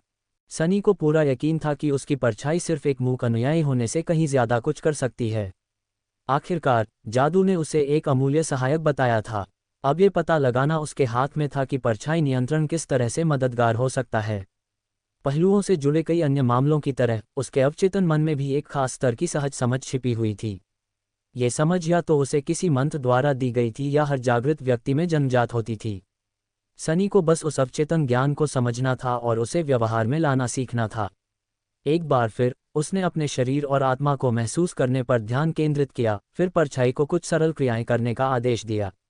हर क्रिया के साथ वह परछाई को नियंत्रित करने के एहसास से और भी ज्यादा परिचित होता जा रहा था। जल्द ही यह उसके लिए सांस लेने और चलने जितना स्वाभाविक हो गया। परछाई उसे अपने शरीर का एक हिस्सा सी लगने लगी। इस शुरुआती नतीजे से संतुष्ट होकर सनी ने उसे सावधानी से एक नया आदेश दिया। बिना रुके परछाई उसके जूतों के तले से अलग हुई, कमरे के दूसरे छोर पर चली गई और पलटकर उसे हल्के से उपहासपूर्ण मौन में घूरने लगी। सनी बिना परछाई के रह गया। ये बिल्कुल भी वैज्ञानिक नहीं है, उसने एक मनोरंजक मुस्कान के साथ सोचा। आखिरकार विज्ञान ने कभी भी जादू से संबंधित किसी भी चीज पर लागू नहीं किया। जैसे ही परछाई दूर गई, उसे अपने मन में एक अजीब सा विभाजन महसूस हुआ, मानो उसकी धारणा दो अलग अलग स्रोतों में बढ़ गई हो। एक उसका शरीर था और दूसरा उसकी परछाई। थोड़ी कोशिश के बाद वह दूसरे स्रोत पर ध्यान केंद्रित करने में कामयाब रहा, लेकिन तुरंत ही उसकी दृष्टि धुंधली हो गई। वाह, सनी ने आश्चर्य से कहा। वाह, छाया ने कमरे के दूसरे छोर से आवाज सुनी। सनी ने पलकें झपकाईं। उसके मन में अब दो तस्वीरें उभर आईं। एक उसके कमरे के दरवाजे की थी, जिसके सामने एक उदासीन साया खड़ा था। दूसरी तस्वीर एक पीले रंग के युवक की थी जो कुर्सी पर बैठा था। उसकी आंखें बड़ी बड़ी थीं और वह हैरान था। वह मैं हूं। उसने अपना हाथ हवा में उठाया और लहराया। उसी समय गोरे युवक ने भी अपना हाथ उठाया और लहराया। क्या मैं अपनी छाया के माध्यम से दुनिया को देख सकता हूं? वह कुछ देर बैठा सोचता रहा। ऐसी क्षमता ने ढेरों संभावनाओं के द्वार खोल दिए। अपने छाया का बच्चा गुण के कारण वह अंधेरे में चुपके से देख और घूम सकता था, और छाया नियंत्रण के कारण वह एक गुप्तचर के रूप में एक परछाई भेज सकता था। वह एक आदर्श जासूस था। जासूस वो होता है जो बिना किसी जोखिम के जानकारी इकट्ठा करता है। ऐसी भूमिका सनी को बहुत पसंद आई। बेशक जासूस परछाई से भी घातक सटीकता से हमला करने में सक्षम थे। सूचनाओं से लैस वे कुशल घात लगाने वाले थे। प्रतिद्वंद्वी की कमजोरियों की पूर्व जानकारी के साथ उनके हमले सर्जिकल और घातक होते थे। लेकिन किसी भी सीधे टकराव का मतलब खुद को खतरे में डालना होता, इसलिए सनी हत्यारा बनने के लिए बहुत उत्सुक नहीं था। आखिरकार उसके पहलू में अभी भी उसके युद्ध कौशल को सीधे तौर पर बेहतर बनाने के साधन नहीं थे। क्या हम इसका परीक्षण करें? उसने साई की तरफ देखा और उसे हुक्म दिया। एक जोरदार आह भरते हुए साया नीचे झुका और फुर्ती से दरवाजे के नीचे सरक गया। उसे तुरंत कमरा और बाहर का दालान दोनों दिखाई देने लगे। सनी ने अपनी आंखें बंद कर लीं और छाया से उभरे चित्र पर ध्यान केंद्रित करने लगा। एक परछाई से दूसरी परछाई की ओर चुपके से बढ़ते हुए वह दालान में सरक गया। थोड़ी सी टाइमिंग और सोच समझकर उसका स्काउट लगभग अदृश्य हो गया। सनी कुछ स्लीपर्स के पास से गुजरा और उनकी बातचीत सुनने लगा। उसे यह बातचीत ज्यादा दिलचस्प नहीं लगी, इसलिए वह आगे बढ़ता रहा। आखिरकार परछाई एक कोने पर रुक गई। उसके बाईं ओर लिफ्ट थी और दाईं ओर लड़कियों के छात्रावास का रास्ता। सनी के दिमाग में तुरंत ही तरह तरह की उत्तेजक तस्वीरें आने लगीं। ओह माय, उसने शर्माते हुए सोचा। Pub future ads. हाँ, इस क्षमता के साथ घोर भ्रष्टता में गिरना भी बहुत आसान था। लेकिन नहीं, वह ऐसा नहीं कर सकता था। किसी ऊंचे नैतिक सिद्धांतों की वजह से नहीं, बस एक विकृत व्यक्ति की अपनी प्रतिष्ठा के कारण उससे ये पूछे जाने की संभावना बहुत ज्यादा थी कि क्या उसने कुछ अनुचित किया है। इसलिए उसे ईमानदारी से नहीं कहने की क्षमता की जरूरत थी। तो शायद मुझे ऐसा नहीं करना चाहिए, है ना? सही, बिल्कुल तुम सही हो। इसके बारे में सोचना भी मत। अपने कमरे में वापस आकर सनी ने बहुत पछतावे से आह भरी। फिर उसने अपने स्काउट को एक गुजरते हुए स्लीपर की छाया में छिपने का निर्देश दिया और उसके पीछे पीछे लिफ्ट तक गया। तारांकन तारांकन तारांकन। कुछ देर बाद सनी की परछाई एक बड़े डोजो के कोने में छिपी हुई थी। वह अपने साथी स्लीपर्स को देख रहा था, जो प्रशिक्षक रॉब के मार्गदर्शन में प्रारंभिक लड़ाकू कक्षा की गतिविधियों में व्यस्त थे। आज का दिन मुख्य रूप से उनकी सामान्य योग्यता और क्षमताओं के परीक्षण के लिए समर्पित था। इसके बाद स्लीपर्स को उनके स्तर जैसे नौसिखिया, उन्नत या विशेषज्ञ और उनकी पसंद के हथियार के आधार पर समूहों में विभाजित किया जाएगा। कुछ को एक निजी शिक्षक नियुक्त किया जाएगा या उन्हें एक साथ जोड़ा जाएगा। वर्तमान में स्लीपर बारी बारी से एक विशेष मापक मशीन से जुड़ी एक चौड़ी प्लेट पर अपने सबसे तेज मुक्के मार रहे थे। प्रत्येक प्रहार के बाद मशीन स्लीपर की शारीरिक शक्ति के अनुरूप एक संख्या प्रदर्शित करती थी। सिद्धांततः ऐसी मशीन बनाना मुश्किल नहीं था। हालांकि ये देखते हुए कि स्लीपर्स में से कई में युद्ध उन्मुख पहलू थे जो उनकी शक्ति को कई तरह से बढ़ाते थे, ये वास्तव में इंजीनियरिंग और स्थायित्व का एक अद्भुत नमूना था। उनकी तकनीक और प्रशिक्षण ने भी अंतिम परिणाम को प्रभावित किया। ज्यादातर लोगों को 10 से 14 के बीच अंक मिल रहे थे। इसे एक अच्छा परिणाम माना जाता था जो केवल सबसे ज्यादा एथलेटिक लोग ही प्राप्त कर सकते थे। हालांकि बहुत से स्लीपर्स जाहिर तौर पर जिनके पहलू बेहतर थे 15 या 16 तक का स्कोर हासिल करने में कामयाब रहे। मुझे शायद 10 या 11 मिलेंगे, सनी ने थोड़ा ऊबते हुए सोचा। तभी वह अचानक चौंक गया जब उसने देखा कि अब उनके बैच के सर्वोच्च श्रेणी के स्लीपर नेफिस की बारी है। दुबली पतली लड़की मशीन के पास आए और बिना ज्यादा तैयारी के अचानक एक जोरदार वार किया। सनी मार्शल आर्ट में ज्यादा पारंगत नहीं था, लेकिन फिर भी वह उसकी बेदाग चाल और तेजी से वार करने की क्षमता से प्रभावित हुआ। उसे बहुत प्रशिक्षण मिला था। नेफिस का रहस्य और भी दिलचस्प होता जा रहा था। उसकी असली पृष्ठभूमि क्या है? थोड़ी देर रुकने के बाद मशीन ने परिणाम दिखाया, 16। सनी थोड़ा निराश हुआ। इतना प्रभावशाली नहीं, मैं इससे ज्यादा की उम्मीद कर रहा था। आखिरकार वह एक सच्चे नाम की गौरवशाली वाहक थी। उसके बाद सिर्फ कास्ट ही बचा। इस बार सनी उड़ती हुई मुट्ठी भी नहीं देख पाया, वह बहुत तेज थी। मशीन कांपने लगी और गणना करने में ज्यादा समय लगा। आखिरकार 2 अंक दिखाई दिए। 21। सब लोग दंग रह गए ये प्रदर्शन देखकर। कई लोगों ने कास्ट की तरफ प्रशंसा भरी नजरों से देखा, जिसने बस झुककर एक कदम पीछे हट लिया। प्रशिक्षक रॉक मुस्कुराए, बुरा नहीं है, अब हम स्पैरिंग की ओर बढ़ेंगे और आपके प्रशिक्षण के सामान्य स्तर का मूल्यांकन करेंगे। शुरुआत के लिए मुझे 2 स्वयंसेवकों की जरूरत है। नेफिस सबसे पहले आगे बढ़ी और रिंग के बीचों बीच चली गई। कुछ सेकंड बाद एक लंबा और बेहद हट्टा कट्टा स्लीपर भी उसके पीछे पीछे आया और उसका सामना किया।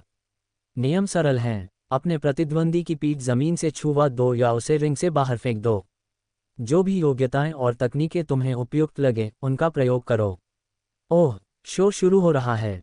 स्लीपर्स को आपस में लड़ते देखना न सिर्फ मनोरंजक था, बल्कि सनी को उनकी शक्तियों का ज्ञान भी हो सकता था। कमरे में वापस आकर वह आगे झुका और अपनी ठुड्डी हथेलियों पर टिका दी। जाओ नेफिस, लंबे कद के आदमी ने बिना समय गंवाए हमला कर दिया। उसकी मांसपेशियां उभरी हुई थीं, मानो उसके सफ़ेद डोबॉक का मुलायम कपड़ा फट जाएगा। वह एक अजेय पर्वत की तरह आगे बढ़ा और एक जबरदस्त लात मारी। ... एक पल बाद वह हक्का बक्का सा फर्श पर पड़ा था। नेफिस ने अपना रुख भी नहीं बदला। प्रशिक्षक रॉक ने उसे प्रसन्नता भरी नज़र से देखा और मुस्कुराए। अगला, इसके बाद जो हुआ उसे नरसंहार ही कहा जा सकता है। एक के बाद एक, नेफिस डोजो में मौजूद लगभग हर स्लीपर को हराने में कामयाब रही। वह उनसे ज्यादा तेज या ताकतवर नहीं लग रही थी, लेकिन हर बार जब कोई उससे लड़ने के लिए रिंग में उतरता तो उसे पीटकर जमीन पर गिरा दिया जाता। सनी इस पूरी प्रक्रिया को बढ़ते हुए मनोरंजन के साथ देख रहा था। हालांकि एक समय उसे भी थोड़ी बेचैनी महसूस हुई। नेफिस एक युद्ध मशीन की तरह शांत और सटीक चाल से चलती थी। उसकी तकनीक साफ, सुंदर और निर्दयी थी। चाहे उस पर किसी भी तरह का हमला किया जाए, वह या तो उसका अनुमान लगा लेती थी या तुरंत प्रतिक्रिया दे देती थी और फिर कम से कम प्रयास में उसे हमलावर के खिलाफ मोड़ देती थी। इससे कोई फर्क नहीं पड़ता था कि उसका प्रतिद्वंदी गरीब है, अमीर है या कोई विरासती है। हर किसी का निपटारा कुछ ही सेकंड में हो जाता था। और इस पूरी प्रक्रिया के दौरान उसके चेहरे का भाव एक बार भी नहीं बदला। ऐसा लग रहा था मानो नेफिस धातु से बना हो। क्या वह इंसान भी है? सनी ने अचानक आशंकित होकर सोचा। यदि यह परिवर्तनशील तारा उसका शत्रु बन जाए तो वह क्या करेगा? सबसे अच्छा तो यही होगा कि भाग जाएं, या फिर उससे भी बेहतर शुरुआत में ही उसे नाराज न करें। आखिरकार सूरज भी एक तारा ही था और परछाई सूरज की रोशनी के साथ अच्छी तरह घुलती मिलती नहीं। आखिरकार कास्ट ही बचा था एक बार फिर। हालांकि वह बाकी सभी स्लीपरों की बुरी हार से परेशान नहीं लग रहा था। होठों पर एक हल्की सी मुस्कान लिए वह युवक रिंग में उतरा। कास्टर और नेफिस एक दूसरे के आमने सामने थे। कुछ सेकंड के लिए उनकी आंखें एक दूसरे से मिलीं और फिर कास्टर ने थोड़ा झुककर प्रणाम किया। लेडी नेफिस, कृपया मुझे पहले ही क्षमा कर दीजिए। वह क्या करने जा रहा है? एक क्षण बाद सनी ने चौंककर अपनी आंखें खोलीं। ऐसा लग रहा था जैसे कास्टर का अस्तित्व अचानक समाप्त हो गया हो। हालांकि ये सिर्फ एक भ्रम था। सच तो ये था कि वह इतनी तेज गति से घूम रहा था कि इंसानी आंखें उसकी हरकतों पर नजर नहीं रख पा रही थीं। अगर छाया दृष्टि के विशेष गुण न होते तो सनी भी कुछ देख नहीं पाता। फिर भी उसने केवल हवा में एक धुंधली लकीर ही देखी। पल भर में कास्टर ने उसके और नेफिस के बीच की दूरी तय कर दी और एक जबरदस्त वार किया। हालांकि उसकी अद्भुत गति के बावजूद वह किसी तरह समय पर प्रतिक्रिया करने में कामयाब रही और उसने अपने शरीर को थोड़ा मोड़कर वार को विफल कर दिया। लेकिन यह अभी भी काफी नहीं था। हालांकि नेफिस अपने गुरुत्वाकर्षण केंद्र पर सीधे वार से बच गई थी, लेकिन कैस्टर की मुट्ठी उसके कंधे से टकरा गई, जिससे लड़की चक्कर खा गई। बिना समय गंवाए कास्टर फिर से गायब हो गया। उसकी योजना बहुत सरल थी। जब तक नेफिस को यह आभास हो रहा था कि दुश्मन उसके सामने है, वह अपनी अस्वाभाविक तेजी का इस्तेमाल करके उसके चारों ओर चक्कर लगाकर पीछे से हमला करने वाला था। युवक उस अनजान लड़की के पीछे आ गया, एक ही निर्णायक वार से लड़ाई खत्म करने को तैयार। जैसा उसने योजना बनाई थी, वह लड़की उसी दिशा में हमला करने की तैयारी कर रही थी जहां उसे कुछ ही पल पहले देखा गया था। संतुष्ट होकर कैस्टर ने अपना सारा वजन अपनी मुट्ठी में भर लिया। हालांकि आखिरी क्षण में नेफिस ने अचानक अपना रुख बदल दिया और अपनी कोहनी को भयावह बल के साथ पीछे फेंक दिया। कास्ट की आंखें चौड़ी हो गईं। ये सब एक छलावा था, और अब जब उसने वार करने का निश्चय कर लिया था तो उसे रोकने का कोई आसान तरीका नहीं था। चाहे वह कितना भी तेज क्यों न हो, वह जड़त्व के नियमों के अधीन था। कोहनी उसके चेहरे पर एक गहरी अपरिहार्यता के एहसास के साथ आ रही थी। और फिर भी कास्टर इससे बचने में कामयाब रहा, भले ही बाल बाल बचा हो। उसकी गति का फायदा बहुत ज्यादा था। फिर उसने नेफिस को ठोकर मारकर धक्का दिया, जिससे वह जमीन पर गिर पड़ी। हालांकि मैच से टकराने से ठीक पहले युवक ने सावधानी से उसके दो बॉक का कॉलर पकड़ा और धीरे से खींचा, जिससे उसकी गिरावट धीमी हो गई और नेफिस बिना किसी झटके के जमीन पर गिर गई। पीठ के बल लेटी हुई लड़की ने 2-3 बार पलकें झपकाईं और फिर उसकी तरफ देखा। ये पूरी बहस 2 सेकंड से ज्यादा नहीं चली। अपने कमरे में वापस आकर सनी ने आश्चर्य से अपनी आंखें खोलीं। तो यह एक उन्नत पहलू है। ये धोखा है। स्लीपर का इतना तेज होना कोई काम नहीं था। मंत्र द्वारा उन्हें दी गई शक्तियां उनकी प्रारंभिक अवस्था में होनी चाहिए थीं। लेकिन कास्ट तो आखिरकार एक विरासत थी। कौन जानता था कि अकादमी में दाखिला लेने से पहले उसे कितने आत्मा के टुकड़े खिलाए गए थे। डोजो में वापस आकर प्रशिक्षक रॉक ने घुरघुराहट के साथ कास्ट को सिर हिलाया। नेफिस धीरे से अपने पैरों पर खड़ी हो गई। बाकी स्लीपर्स उस युवक को श्रद्धा से देख रहे थे और धीमी आवाज में आपस में फुसफुसा रहे थे। ऐसा लग रहा था कि उसके प्रदर्शन ने उन पर गहरी छाप छोड़ी है। हालांकि कास्ट खुद ज्यादा खुश नहीं था। उसने नेफिस की तरफ एक अस्पष्ट भाव से देखा। ऐसा इसलिए था क्योंकि बाकी लोगों के उलट उसे एक खास बात का एहसास हो गया था। मामले की सच्चाई सिर्फ उसे, नेफिस, इंस्ट्रक्टर रॉक और सनी को ही पता थी, जो बहुत ही चौकस था और ऐसी बातों को जल्दी समझ लेता था। स्लीपर्स जिस बात पर ध्यान नहीं दे पाए वह ये थी कि नेफिस ने कास्ट का सामना करते समय अपनी एस्पेक्ट एबिलिटी का इस्तेमाल नहीं किया। दरअसल आज के परीक्षण के दौरान उसने कभी भी इसका इस्तेमाल नहीं किया था। किसी को भी उसकी एबिलिटी के बारे में पता ही नहीं था।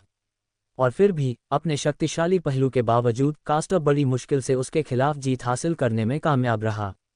ये कैसा राक्षस है, सनी ने बेचैनी से सोचा। डोजो के कोने में छिपी परछाई पूरी तरह से उससे सहमत दिख रही थी।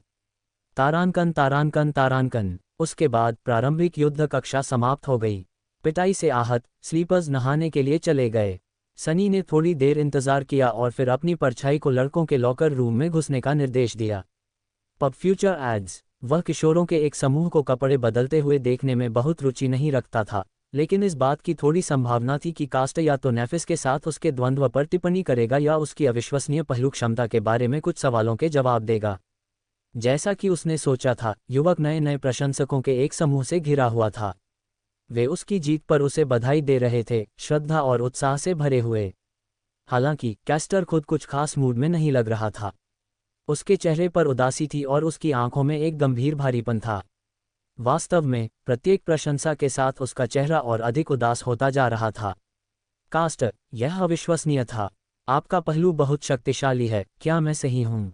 उस नेफिस लड़की के पास कोई मौका नहीं था। असली नाम, इसकी किसे जरूरत है? वो तो बस बनना चाहती है। आखिरकार कास्ट ने अपना सिर उठाया और उस आखिरी लड़के को, जिसने कुछ कहा था, ठंडी नजरों से घूरा। वह लड़का भी उसकी तरह उनके स्लीपर्स बैच के गिने चुने लीगेसीज में से एक था। कास्ट के इस बयान से हैरान होकर उसने भौहें चढ़ा लीं। यह क्या है? कास्ट ने अपने दांत पीस लिए। मैंने उनसे ऐसे व्यवहार की अपेक्षा की थी, लेकिन आपको बेहतर पता होना चाहिए। दूसरे लेगेसी ने भौहें उठाईं। क्यों? क्या उस किसान लड़की में कुछ खास बात है? कास्ट की आंखें चौड़ी हो गईं। किसान लड़की? क्या तुम सचमुच नहीं जानते कि वह कौन है? नहीं, सनी ने अधीरता से सोचा। तो बस शुरू करो और जोर से कह दो। सौभाग्य से अभिमानी स्लीपर की भी यही भावना थी। कास्ट ने कई बार मुंह खोला, मानो उसे समझ नहीं आ रहा था कि क्या कहे। आखिरकार उसने सिर हिलाया और जवाब दिया, वह अमर ज्वाला कुल की नेफिस है। जैसे ही उसने ये कहा, घमंडी लेगेसी का चेहरा पीला पड़ गया। उसकी ओर ध्यान न देते हुए कास्टर ने आगे कहा, मुझे विश्वास है कि मुझे आपको उसके दादा के बारे में बताने की ज़रूरत नहीं है। उसके माता पिता स्माइल ऑफ हेवन और ब्रोकन स्वॉर्ड थे। अपने कमरे में सनी लगभग कुर्सी से गिर गया। वह भी जानता था कि अमर ज्वाला और टूटी तलवार कौन है।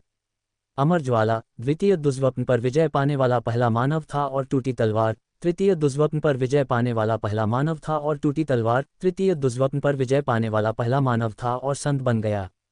वे और उनके साथी मानव जाति के सबसे प्रसिद्ध नायकों में से थे जिन्होंने अपने दम पर इतिहास बदलने में कामयाबी हासिल की थी। अगर कास्ट की बात सच थी तो नेफिस सिर्फ एक कुलीन महिला नहीं थी, वह एक राजसी परिवार से थी। इसमें कोई आश्चर्य नहीं कि उसने उसे लेडी कहकर संबोधित किया। उसने उसे राजकुमारी क्यों नहीं कहा, लेकिन इसका कोई मतलब नहीं निकला। उसके विचारों को दोहराते हुए पीले चेहरे वाले स्लीपर ने कांपती आवाज में पूछा, तो फिर क्यों? वह ऐसी क्यों है? कास्ट ने आह भरी, क्योंकि वे सभी मर चुके हैं। अमर ज्वाला कबीला बहुत पहले ही खत्म हो चुका है। कुछ पलों के लिए लॉकर रूम में सन्नाटा छा गया। कास्ट ने नीचे देखा, वह अकेली बची है। तारानकन तारानकन तारानकन। देर रात जब सब सो चुके थे, सनी चुपके से डोजो में घुस गया। इधर उधर देखकर उसने सुनिश्चित किया कि कोई वहां तो नहीं है, और फिर उत्सुकता से उस रिंग के पास पहुंचा जहां नेफिस और अन्य लोगों का पहले परीक्षण किया गया था। वह रिंग के बीचों बीच रुका और कुछ देर वहीं खड़ा रहा। उसे याद आया कि कैसे उसने कास्ट से हारने से पहले अपने बैच के दर्जनों स्लीपर्स का सामना किया था। राक्षस, दोनों ही राक्षस हैं। वह कड़वाहट और निराशा से बुदबुदाया। अपना सिर हिलाते हुए सनी रिंग से बाहर चला गया और फिर उसने अपनी परछाई की ओर देखा। क्या आप सहमत हैं? साया कुछ सेकंड के लिए झिझका, फिर अपनी छाती बाहर निकालकर और अपनी बाहें क्रॉस करके घमंडी, तिरस्कारपूर्ण और बेफिक्र दिखने की कोशिश की। हालांकि उसकी हरकतें ज्यादा विश्वसनीय नहीं थीं। हाँ, तुम सही हो। बिल्कुल, आखिर इसमें बड़ी बात क्या है? नेफिस के पिता और दादा अमर ज्वाला और टूटी तलवार दोनों ही शक्ति के मामले में अत्यंत राक्षसी थे। फिर भी वे अपने परिवार को विनाश से बचाने में असफल रहे। इसलिए अंततः शक्ति उतनी महत्वपूर्ण नहीं रही। यहाँ तक कि राजपरिवार भी दुनिया की क्रूरता से सुरक्षित नहीं था। सनी ने आह भरी और नापने वाली मशीन की ओर बढ़ा। मुट्ठी बनाकर उसने उसे घुमाया और अपना सबसे जोरदार मुक्का मारा। मशीन कुछ सेकंड तक गुनगुनाती रही और फिर एक अंक दिखाया। 9। अरे चलो भी, मैं कम से कम 10 का हकदार हूँ। बहुत गुस्से में आकर उसने प्लेट पर फिर से मारा, जिससे उसकी उंगलियां लगभग चोटिल हो गईं। हालांकि नतीजा वही रहा। धत्तेरी की। सनी कुछ देर तक अपने गुस्से पर काबू पाने की कोशिश में इधर उधर टहलता रहा। लगता है उसे कमजोर होना ही था। आखिरकार वार की ताकत तो शरीर के भार और त्वरण पर निर्भर करती है। तकनीक और व्यायाम से त्वरण तो बढ़ाया जा सकता था, लेकिन भार पर उसका नियंत्रण कम था। उसकी लंबाई पहले ही बढ़ चुकी थी और भविष्य में उसकी लंबाई में कोई खास बढ़ोतरी नहीं होने वाली थी। सनी चाहे कितनी भी कड़ी ट्रेनिंग ले, उसका वजन हमेशा हल्का ही रहने वाला था। ये कैसा न्याय है? अचानक आक्रोश से भरकर उसने प्लेट पर फिर से मुक्का मारा और अपनी सारी हताशा इस एक प्रहार में डाल दी। उस समय सनी के मन में अचानक एक अजीब सी प्रवृत्ति जागृत हुई। इस सहज ज्ञान के आदेश का पालन करते हुए उसकी परछाई ऊपर की ओर बही और उसके हाथ को ढंककर काले दस्ताने की तरह उससे चिपक गई। अगले ही पल मुक्का लग गया। मशीन जोर से कांप उठी। सनी दर्द से चीखा और अपनी चोट लगी मुट्ठी को सहलाते हुए एक कदम पीछे हट गया। थोड़ी देर बाद परिणाम सामने आ गया। हालांकि अब 9 नहीं था, ये 10 भी नहीं था, यह 18 था। वह भावशून्य भाव से काफी देर तक प्रदर्शित नंबर को देखता रहा। तभी सनी के चेहरे पर धीरे धीरे एक बड़ी मुस्कान उभर आई। मैं समझ गया, तो इसीलिए। बिल्कुल। उसने फिर से अपनी मुट्ठी भींच ली और काले धुंधले दस्ताने की ओर देखने लगा। आह, सचमुच कितना अमूल्य सहायक है। अब हम बात कर रहे हैं। दिन उड़ते चले गए। सनी के पास स्वप्न लोक की यात्रा के लिए खुद को तैयार करने के लिए सिर्फ 4 हफ्ते थे, इसलिए उसके पास 1 मिनट भी नहीं बचा था। वह अथक परिश्रम कर रहा था और उस कम समय में जितना हो सके उतना ज्ञान और कौशल हासिल करने की कोशिश में अपने शरीर और दिमाग को पूरी तरह झोंक रहा था। दिन में वह शिक्षक जूलियस के साथ अध्ययन करता था, धीरे धीरे सीखता था कि सभ्यता के अभाव में कैसे जीवित रहना है और अपना ख्याल कैसे रखना है। उनके पाठ अपेक्षाकृत सरल, जैसे आग पैदा करने के विभिन्न तरीके, से लेकर कहीं अधिक अस्पष्ट और गूढ़, जैसे आकाशीय नेविगेशन, तक होते थे। आकाशीय नेविगेशन में इतनी कठिनाई क्या थी? खैर, जैसा कि पता चला, स्वप्न लोक तारों के भूगोल की दृष्टि से एक समान नहीं था। अलग अलग क्षेत्रों में अलग अलग तारे और नक्षत्र थे, साथ ही चंद्रमाओं की संख्या भी अलग अलग थी। हालांकि सूर्य एक जैसा ही प्रतीत होता था, लेकिन उसका व्यवहार बेहद अप्रत्याशित था। फिर भी पर्याप्त ज्ञान के साथ कोई भी व्यक्ति आकाश का अध्ययन करने और उसके बाद स्वयं नेविगेट करने के तरीके खोज सकता है। माना जाता है कि इनमें से ज़्यादातर पाठ पहले से ही विभिन्न स्कूली पाठ्यक्रमों में शामिल थे और ज़्यादातर स्लीपर्स को भी ये पता थे। हालांकि किसी पाठ्यपुस्तक से कुछ सीखना और वही बात किसी वास्तविक जागृत व्यक्ति से सीखना दो बिल्कुल अलग बातें थीं। शिक्षक जूलियस को अपने विषय को समझाते समय बहुत गहराई में जाने की आदत थी। अपनी इस समय लेने वाली आदत की बदौलत सनी को न केवल क्या के बारे में पता चला, बल्कि अक्सर क्यों की भी झलक मिली। स्वप्न लोक के परिवेशों के अंतर्निहित सिद्धांतों की इस नई समझ ने उसे किसी भी परिस्थिति का कम से कम कुछ हद तक तत्परता से सामना करने की क्षमता प्रदान की। यहाँ तक कि मृत भाषाओं के पाठ, जिन्हें सनी ने शुरू में बेकार समझा था, उसकी कल्पना से कहीं ज़्यादा दिलचस्प निकले। ऐसा काफ़ी हद तक इसलिए था क्योंकि यह स्पेल से ही जुड़ा था। आखिरकार स्पेल इंसानों से उन्हीं मृत भाषाओं में से एक में संवाद करता था। भाषा जानने के कारण वह उसकी विभिन्न टिप्पणियों और विवरणों को बेहतर ढंग से समझ पाया। इसका सबसे सरल उदाहरण नेफिस और उसका असली नाम बदलता तारा था। तकनीकी रूप से सही होने के बावजूद यह अनुवाद सटीक अर्थ बताने में विफल रहा। रून भाषा की व्याकरणिक संरचना को समझने से यह अनुमान लगाना और समझना आसान था कि इसका ज़्यादा सही अनुवाद परिवर्तन का तारा होता। इसके अलावा परिवर्तन के लिए अलग अलग रून थे, जिनमें से प्रत्येक का अपना अर्थ था। नाम का अर्थ बताने के लिए किस रून का इस्तेमाल किया गया था, इसके आधार पर इसका अर्थ विनाशकारी तारा या दुर्भाग्य का तारा भी हो सकता था। शब्दों और अर्थ में एक छोटा सा परिवर्तन वास्तविक जीवन में बहुत बड़ा अंतर ला सकता है। सनी, जिन्होंने पहले कभी गंभीरता से अध्ययन नहीं किया था, को सैद्धांतिक ज्ञान की विशाल मात्रा प्राप्त करने की प्रक्रिया अजीब, स्तब्धकारी और थकाऊ लगी। हालांकि एक तरह से यह उत्साहजनक भी था। आखिरकार ज्ञान एक ऐसी चीज थी जिस तक सिर्फ विशेषाधिकार प्राप्त लोगों की ही पहुंच थी। ज्ञान पर इसी अधिकार ने उन्हें सत्ता में बनाए रखा, जिससे असमानता का एक दुष्चक्र बना रहा। गरीबों के पास पढ़ाई का कोई अवसर नहीं था और अच्छी शिक्षा के लाभ के बिना उनके पास गरीब बने रहने से बचने का कोई रास्ता नहीं था। इस सब में सबसे अजीब बात यह थी कि सनी अब उन विशेषाधिकार प्राप्त लोगों में से एक था। उससे भी बढ़कर वह सामाजिक पदानुक्रम के शिखर पर था। न केवल उसे असीमित ज्ञान प्राप्त था, बल्कि भोजन और आवास जैसी उसकी बुनियादी ज़रूरतों का भी सरकार द्वारा ध्यान रखा जाता था, जिससे वह खुद को एक जागृत व्यक्ति के रूप में विकसित करने के एकमात्र लक्ष्य पर पूरी तरह से ध्यान केंद्रित कर पाता था। यदि उनके पास समय होता तो यह अचानक परिवर्तन उन्हें दार्शनिक चिंतन के भंवर में ले जाता। लेकिन उसने ऐसा नहीं किया, क्योंकि शिक्षक जूलियस भी हर दूसरे दिन व्यावहारिक पाठ आयोजित करने पर जोर देते थे। भले ही कुछ पाठ वर्चुअल रियलिटी सिमुलेशन में ही करने पड़ते, लेकिन वे उन्नत भौतिक प्रतिक्रिया वाले पूर्ण विसर्जन स्टेशनों का उपयोग करने पर जोर देते थे। नतीजतन सनी बुरी तरह थक गया और पूरी तरह से थक गया। अच्छी बात यह थी कि इतनी कसरत और अपने नए शरीर के साथ सनी पहले कभी इतने अच्छे आकार में नहीं थे। युद्ध प्रशिक्षण के बिना भी वह अपनी ताकत, सहनशक्ति और फुर्ती में ज़बरदस्त सुधार महसूस कर सकते थे। मूलतः प्रथम दुष्स्वप्न पूरा करने के बाद उसे जो विचित्र पुनर्जन्म का अनुभव हुआ था, उसने उसके शरीर की जन्मजात क्षमता को बढ़ाया था और उसे मानवीय अवस्था के शिखर पर पहुंचाया था। हालांकि उस क्षमता को पसीने, प्रयास और कड़ी मेहनत से साकार करना उस पर ही निर्भर था।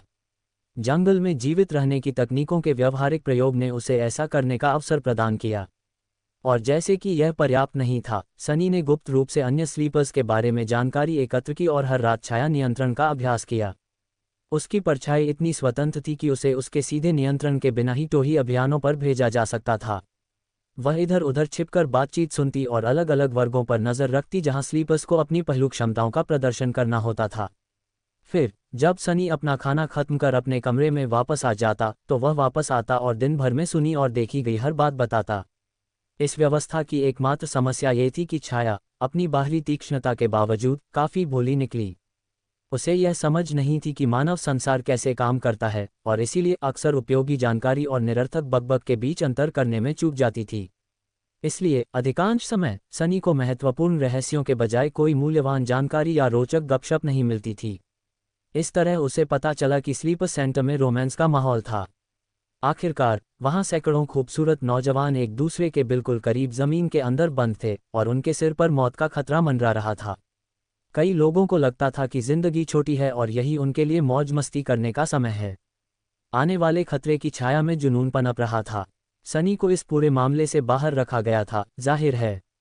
पहली बात तो ये कि उसने खुद को पहले ही एक अप्रिय पागल के रूप में स्थापित कर लिया था। दूसरी बात, उसके पास अपनी पढ़ाई और प्रशिक्षण के अलावा किसी और चीज़ के लिए समय ही नहीं था। और आखिरकार वह किसी के भी बहुत करीब जाने से कतराता था। उसे डर था कि कहीं ऐसी स्थिति ना आ जाए कि उसके पास अपना असली नाम बताने के अलावा कोई चारा ना बचे। पब फ्यूचर एड्स, जानकारी एकत्र करने और धीरे धीरे विभिन्न पहलू, क्षमताओं के दायरे और विवरण के बारे में जानने के अलावा, और कुछ हद तक खामियों के बारे में जानने के अलावा, वह छाया नियंत्रण के साथ भी प्रयोग कर रहे थे। परिणाम बहुत आशाजनक थे। उसे जल्दी ही पता चल गया कि उसकी परछाई न सिर्फ उसके शरीर को बल्कि कई चीज़ों को निखारने में सक्षम है। अगर वह किसी हथियार से लिपट जाए तो हथियार ज़्यादा जोर से वार करेगा और ज़्यादा नुकसान पहुंचाएगा। अगर उसे किसी कवच पर लगाया जाए तो कवच और भी मजबूत हो जाएगा और उसे तोड़ना मुश्किल हो जाएगा। ये वृद्धि भी काफ़ी बड़ी थी। ये शुरुआती मूल्य से लगभग दोगुनी थी। कुल मिलाकर अगर इस क्षमता का सही इस्तेमाल किया जाए तो ये स्लीपर्स के बीच एक शक्तिशाली हथियार बन सकता है। कई लड़ाकू पहलू ज़्यादा गति या क्षति पहुंचा सकते थे, कई ज़्यादा सुरक्षा और संरक्षण प्रदान कर सकते थे, लेकिन कोई भी शैडो स्लेव जितना बहुमुखी और बहुमुखी नहीं था। शैडो साइट, शैडो स्टेप और शैडो स्काउट की अतिरिक्त उपयोगिता के साथ ये वास्तव में अविश्वसनीय था। बस इसी तरह दिन ब दिन बीतते गए, धीरे धीरे सप्ताहों में बदलते गए। इससे पहले कि सनी को पता चले, शीतकालीन संक्रांति आ चुकी थी। शीतकालीन संक्रांति के दिन सनी थका हुआ और नींद से भरा हुआ उठा। उसने अपनी सुस्ती दूर करने की कितनी भी कोशिश की, वह दूर नहीं हुई। आखिरकार वह थोड़ी देर बिस्तर पर ही रहा, खुद को कंबल में लपेटे रहा। वह इस अंतहीन, फंसाने वाली नींद के एहसास से पहले से ही वाकिफ था। उसके पहले दुर्स्वप्न से पहले के दिनों में भी यही स्थिति थी। ये बिल्कुल वैसा ही था जैसा उसने ब्लैक माउंटेन की ढलानों पर हाइपोथर्मिया से धीरे धीरे मरते हुए अनुभव किया था।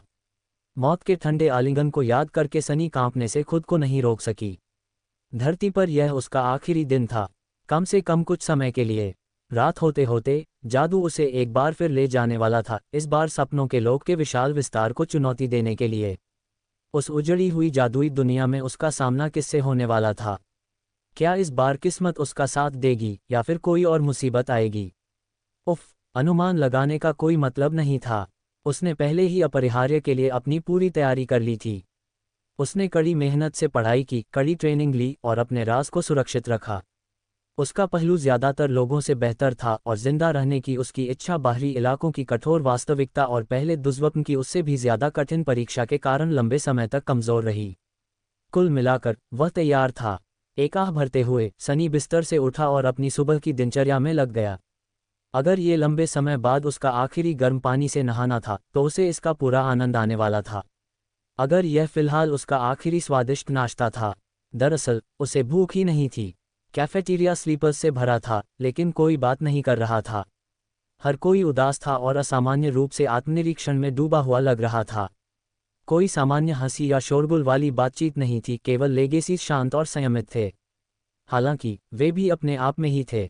सनी को याद आया कि पिछली बार वह स्पेल में जाने की तैयारी कब कर रहा था और थोड़ी घबराहट के साथ कॉफ़ी मशीन के पास गया। अकादमी में रहते हुए उसने बहुत पहले ही जान लिया था कि बहुत से लोगों को अपनी कॉफ़ी में चीनी और दूध डालने की आदत होती है। इसलिए इस शुभ दिन पर उसने इसे फिर से आजमाने का फैसला किया। आखिरकार यह एक परंपरा होना अच्छी बात थी।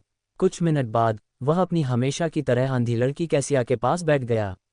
अपनी मजबूरी भरी नज़दीकी के बावजूद उन्होंने एक बार भी एक दूसरे से बात नहीं की थी, मानो दो अजनबी अपनी अपनी परिस्थितियों के चलते एक ही जगह पर रहने को मजबूर हों। सनी को आज कुछ भी बदलने की कोई वजह नज़र नहीं आ रही थी। हालांकि जैसे ही उसने कॉफ़ी का पहला घूंट लिया, कैसिया ने अचानक अपना सिर घुमाया और अपनी खूबसूरत अंधी नीली आंखों से उसे घूरने लगी। घबराकर सनी ने चारों ओर देखा, ये देखने के लिए कि क्या किसी और ने उसका ध्यान आकर्षित किया है, और यह सुनिश्चित करने के बाद कि उसके पीछे कोई खड़ा नहीं है, उसने पूछा। क्या? कैसिया चुप रही, मानो उसे जवाब देने में संकोच हो रहा हो, और फिर अचानक बोली, जन्मदिन की शुभकामनाएं। क्या? सनी ने भौहें सिकुड़कर उसकी बातों का मतलब समझने की कोशिश की। फिर उसके चेहरे पर आश्चर्य की एक झलक दिखाई दी। ओह, ठीक है, आज मेरा जन्मदिन है। वह इस बारे में पूरी तरह भूल चुका था। आज उसकी उम्र 17 साल हो रही थी। रुको, उसे इसके बारे में कैसे पता चला? सनी ने अंधी लड़की को अजीब नज़रों से देखा, अपना मुंह खोला और फिर इस मामले को छोड़ देने का फैसला किया। वह बहुत ही डरावनी थी। ओह धन्यवाद। सिर हिलाकर कैसिया ने मुंह फेर लिया और ऐसा प्रतीत हुआ कि एक बार फिर बातचीत करने में उसकी रुचि खत्म हो गई। जो बेहतर था। Pub future ads. सनी अपनी कॉफ़ी के पास वापस आया, उसे इस बार कॉफ़ी ज़्यादा बुरी नहीं लगी। बेशक ज़्यादातर काम चीनी और क्रीम ने ही किया था, हालांकि कॉफ़ी पीने के बाद उसे थोड़ी ज़्यादा तरोताज़ा महसूस हुई। 17 है ना। सनी को कभी यकीन नहीं था कि वह इस उम्र तक जिंदा बच पाएगा, और फिर भी तमाम मुश्किलों के बावजूद वह बच गया। जिंदगी कभी कभी अप्रत्याशित ज़रूर होती है। अगर एक साल पहले कोई उससे कहता कि वह अपना 17वां जन्मदिन असली दूध और चीनी वाली असली कॉफ़ी पीकर मनाएगा, तो वह उनके मुंह पर हंसता। लेकिन अब यह हकीकत थी। न चाहते हुए भी सनी को उन सभी लोगों की याद आ गई जो बहुत समय पहले उसके साथ उसका जन्मदिन मनाते थे। इससे पहले कि उसका मूड खराब हो, उसने इन विचारों को अपने मन से निकाल दिया और खुद को मुस्कुराने पर मजबूर कर दिया। ये बुरा नहीं है, चलो अगले साल फिर से करते हैं, जब मैं पहले से ही जागृत हो जाऊंगा। इस तरह खुद को खुश करते हुए उसने अपनी कॉफ़ी खत्म की और कैफेटेरिया से बाहर चला गया। आज कोई कक्षा नहीं थी, फिर भी वह जंगल में जीवन रक्षा कक्षा में गया और शिक्षक जूलियस को अलविदा कहा। उसे विदा करते समय वह बूढ़ा व्यक्ति काफ़ी भावुक हो गया। उसने सनी को लगातार 1 दर्जन बार एक आखिरी टिप दी और यह भी वादा किया कि जब वह युवक पूरी तरह से जागृत हो जाएगा तो वह शोध सहायक के पद के लिए आवेदन करेगा। सनी ने उनके समय और धैर्य के लिए धन्यवाद दिया। उसके बाद करने को ज़्यादा कुछ नहीं बचा था। जब सूरज डूबने वाला था तो प्रशिक्षक रॉक ने उन्हें स्लीपर सेंटर के फ्लोर में इकट्ठा किया और उन्हें बाहर ले गए। सफ़ेद इमारत के चारों ओर बर्फ से ढके पाकों में दूसरे जागृत लोग अपने अपने समूहों को उसी मंजिल की ओर ले जा रहे थे। यह अकादमी का चिकित्सा केंद्र था। ये केंद्र किसी अस्पताल से ज़्यादा एक तीर्थस्थल जैसा लग रहा था। इसके भीतरी भाग में न केवल उन्नत तकनीक मौजूद थी, बल्कि जागृत लोगों में से कुछ सर्वश्रेष्ठ चिकित्सक भी मौजूद थे। स्वप्न लोक में अपनी पहली यात्रा के दौरान स्लीपर्स के शरीर को विशेष रूप से डिज़ाइन किए गए पॉड्स में सुरक्षित रखा जाएगा और यदि स्पेल के दूसरी ओर कुछ भी दुर्भाग्यपूर्ण घटित होता है तो उन हीलर्स की जादुई शक्तियों द्वारा उन्हें जीवित रखा जाएगा। बेशक अंत में वे जागेंगे या नहीं, ये पूरी तरह से स्लीपर्स पर ही निर्भर करता था। सनी को आश्चर्य हुआ कि मेडिकल सेंटर में प्रवेश करने के बाद प्रशिक्षक रॉक उन्हें सीधे स्लीपर पॉड्स वाले विंग में नहीं ले गए। इसके बजाय वे उन्हें एक अपेक्षाकृत सुनसान मंजिल पर ले गए और फिर एक विशाल गैलरी का दरवाज़ा खोला जो डूबते सूरज की खूबसूरत लाल किरणों से जगमगा रही थी। वहां उन्होंने व्हीलचेयर की कतारें देखीं। हर व्हीलचेयर पर एक व्यक्ति बैठा था जिसके चेहरे पर एक अजीब सी शांति थी। ये सभी लोग बिल्कुल शांत, निश्चल और स्थिर थे। मेहमानों के आने पर उन्होंने कोई प्रतिक्रिया नहीं दिखाई। वे सभी खाली लग रहे थे। उस भयानक सन्नाटे में सनी को लगा कि उसके रोंगटे खड़े हो गए हैं और उसके दिल में एक खौफ घर कर रहा है। प्रशिक्षक रॉक ने खाली लोगों को गंभीर आंखों से देखा। मैं आप सबको यहाँ एक कारण से लाया हूँ। अच्छी तरह देखो और याद रखो। तुम में से कुछ लोग जानते होंगे कि ये लोग कौन हैं। जो नहीं जानते उन्हें लोग कहते हैं। उसने अपने दांत पीस लिए। उनमें से हर एक कभी न कभी या तो सुप्त अवस्था में था या जागृत अवस्था में। उनमें से कुछ कमज़ोर थे, कुछ शक्तिशाली थे, कुछ तो अविश्वसनीय रूप से शक्तिशाली भी थे। वे सभी स्वप्न लोक में नष्ट हो गए। उनकी आत्माएं चली गई हैं। सनी को भयभीत होकर एहसास हुआ। अगर आप भाग्यशाली हैं तो एक बार आपकी आत्मा नष्ट हो जाए तो आपका शरीर भी उसके साथ मर जाएगा, लेकिन अगर नहीं तो आप भी उनके जैसे ही हो जाएंगे। खोखले। प्रशिक्षक रॉक ने उस दिशा में देखा जहां कास्टर और नेफिस खड़े थे और फिर कहा, तो वहां मत मरो। तारांकन तारांकन तारांकन। आधे घंटे बाद स्लीपर्स को उनके निजी कमरों में ले जाया गया और वे पॉड्स में प्रवेश करने की तैयारी कर रहे थे। एक कमरे में अंधी लड़की कैसिया बेबस होकर उस अनजान जगह में खुद को ढालने की कोशिश कर रही थी, दीवारों और अजीबोगरीब मशीनों को अपने हाथों से छू रही थी। उसके खूबसूरत गुड़िया जैसे चेहरे पर आंसू बह रहे थे। दूसरे कमरे में घमंडी लेगेसी कास्टर बेसुध होकर फर्श को घूर रहा था। उसके होंठ हिल रहे थे, एक अजीब सा वाक्य बार बार दोहरा रहे थे। वह कांप रहा था। कहीं और अमर ज्वाला कुल की आखिरी बेटी परिवर्तनशील तारा नेफिस अपने हाथों को देख रही थी। उसकी त्वचा के नीचे कोमल श्वेत आभा धीरे धीरे और भी निखरती जा रही थी। उसका चेहरा भयानक पीड़ा से विकृत हो गया था। और अंत में एक कमरा था जहां छाया दास सनलेस प्रकाश से खोया हुआ सो रहे पॉड से दूर हो गया और अपनी छाया पर नजर डाली। अच्छा, क्या तुम तैयार हो? छाया ने कंधे उचका दिए और कोई उत्तर नहीं दिया। सनी ने आह भरी। हाँ, मैं भी, ऐसा कहकर वह आगे बढ़ा और पोड में चढ़ गया। तारांकन तारांकन तारांकन, विशाल गूंजते अंधेरे में उसने सुना। स्वप्न लोक में आपका स्वागत है, सूर्यविहीन। सनी को उम्मीद थी कि वह ऊपर से उस जगह को देखेगा जहां उसका स्वप्नलोक में आगमन होने वाला था, ठीक वैसे ही जैसे पहले दुष्स्वप्न की शुरुआत में हुआ था।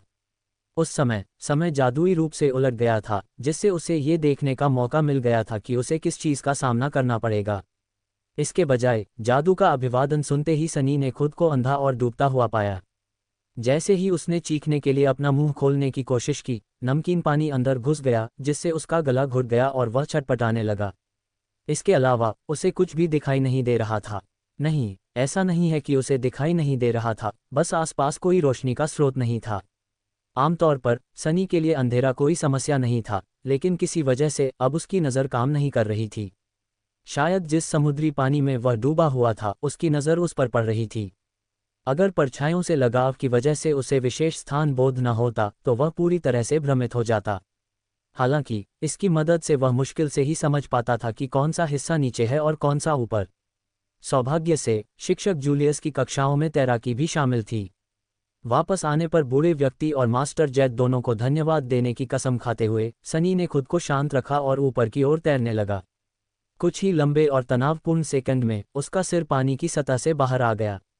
सनी आखिरकार गहरी, कर्कश सांस लेने में सक्षम हो पाया। सांस लो, सांस लो, तुम अभी भी जीवित हो।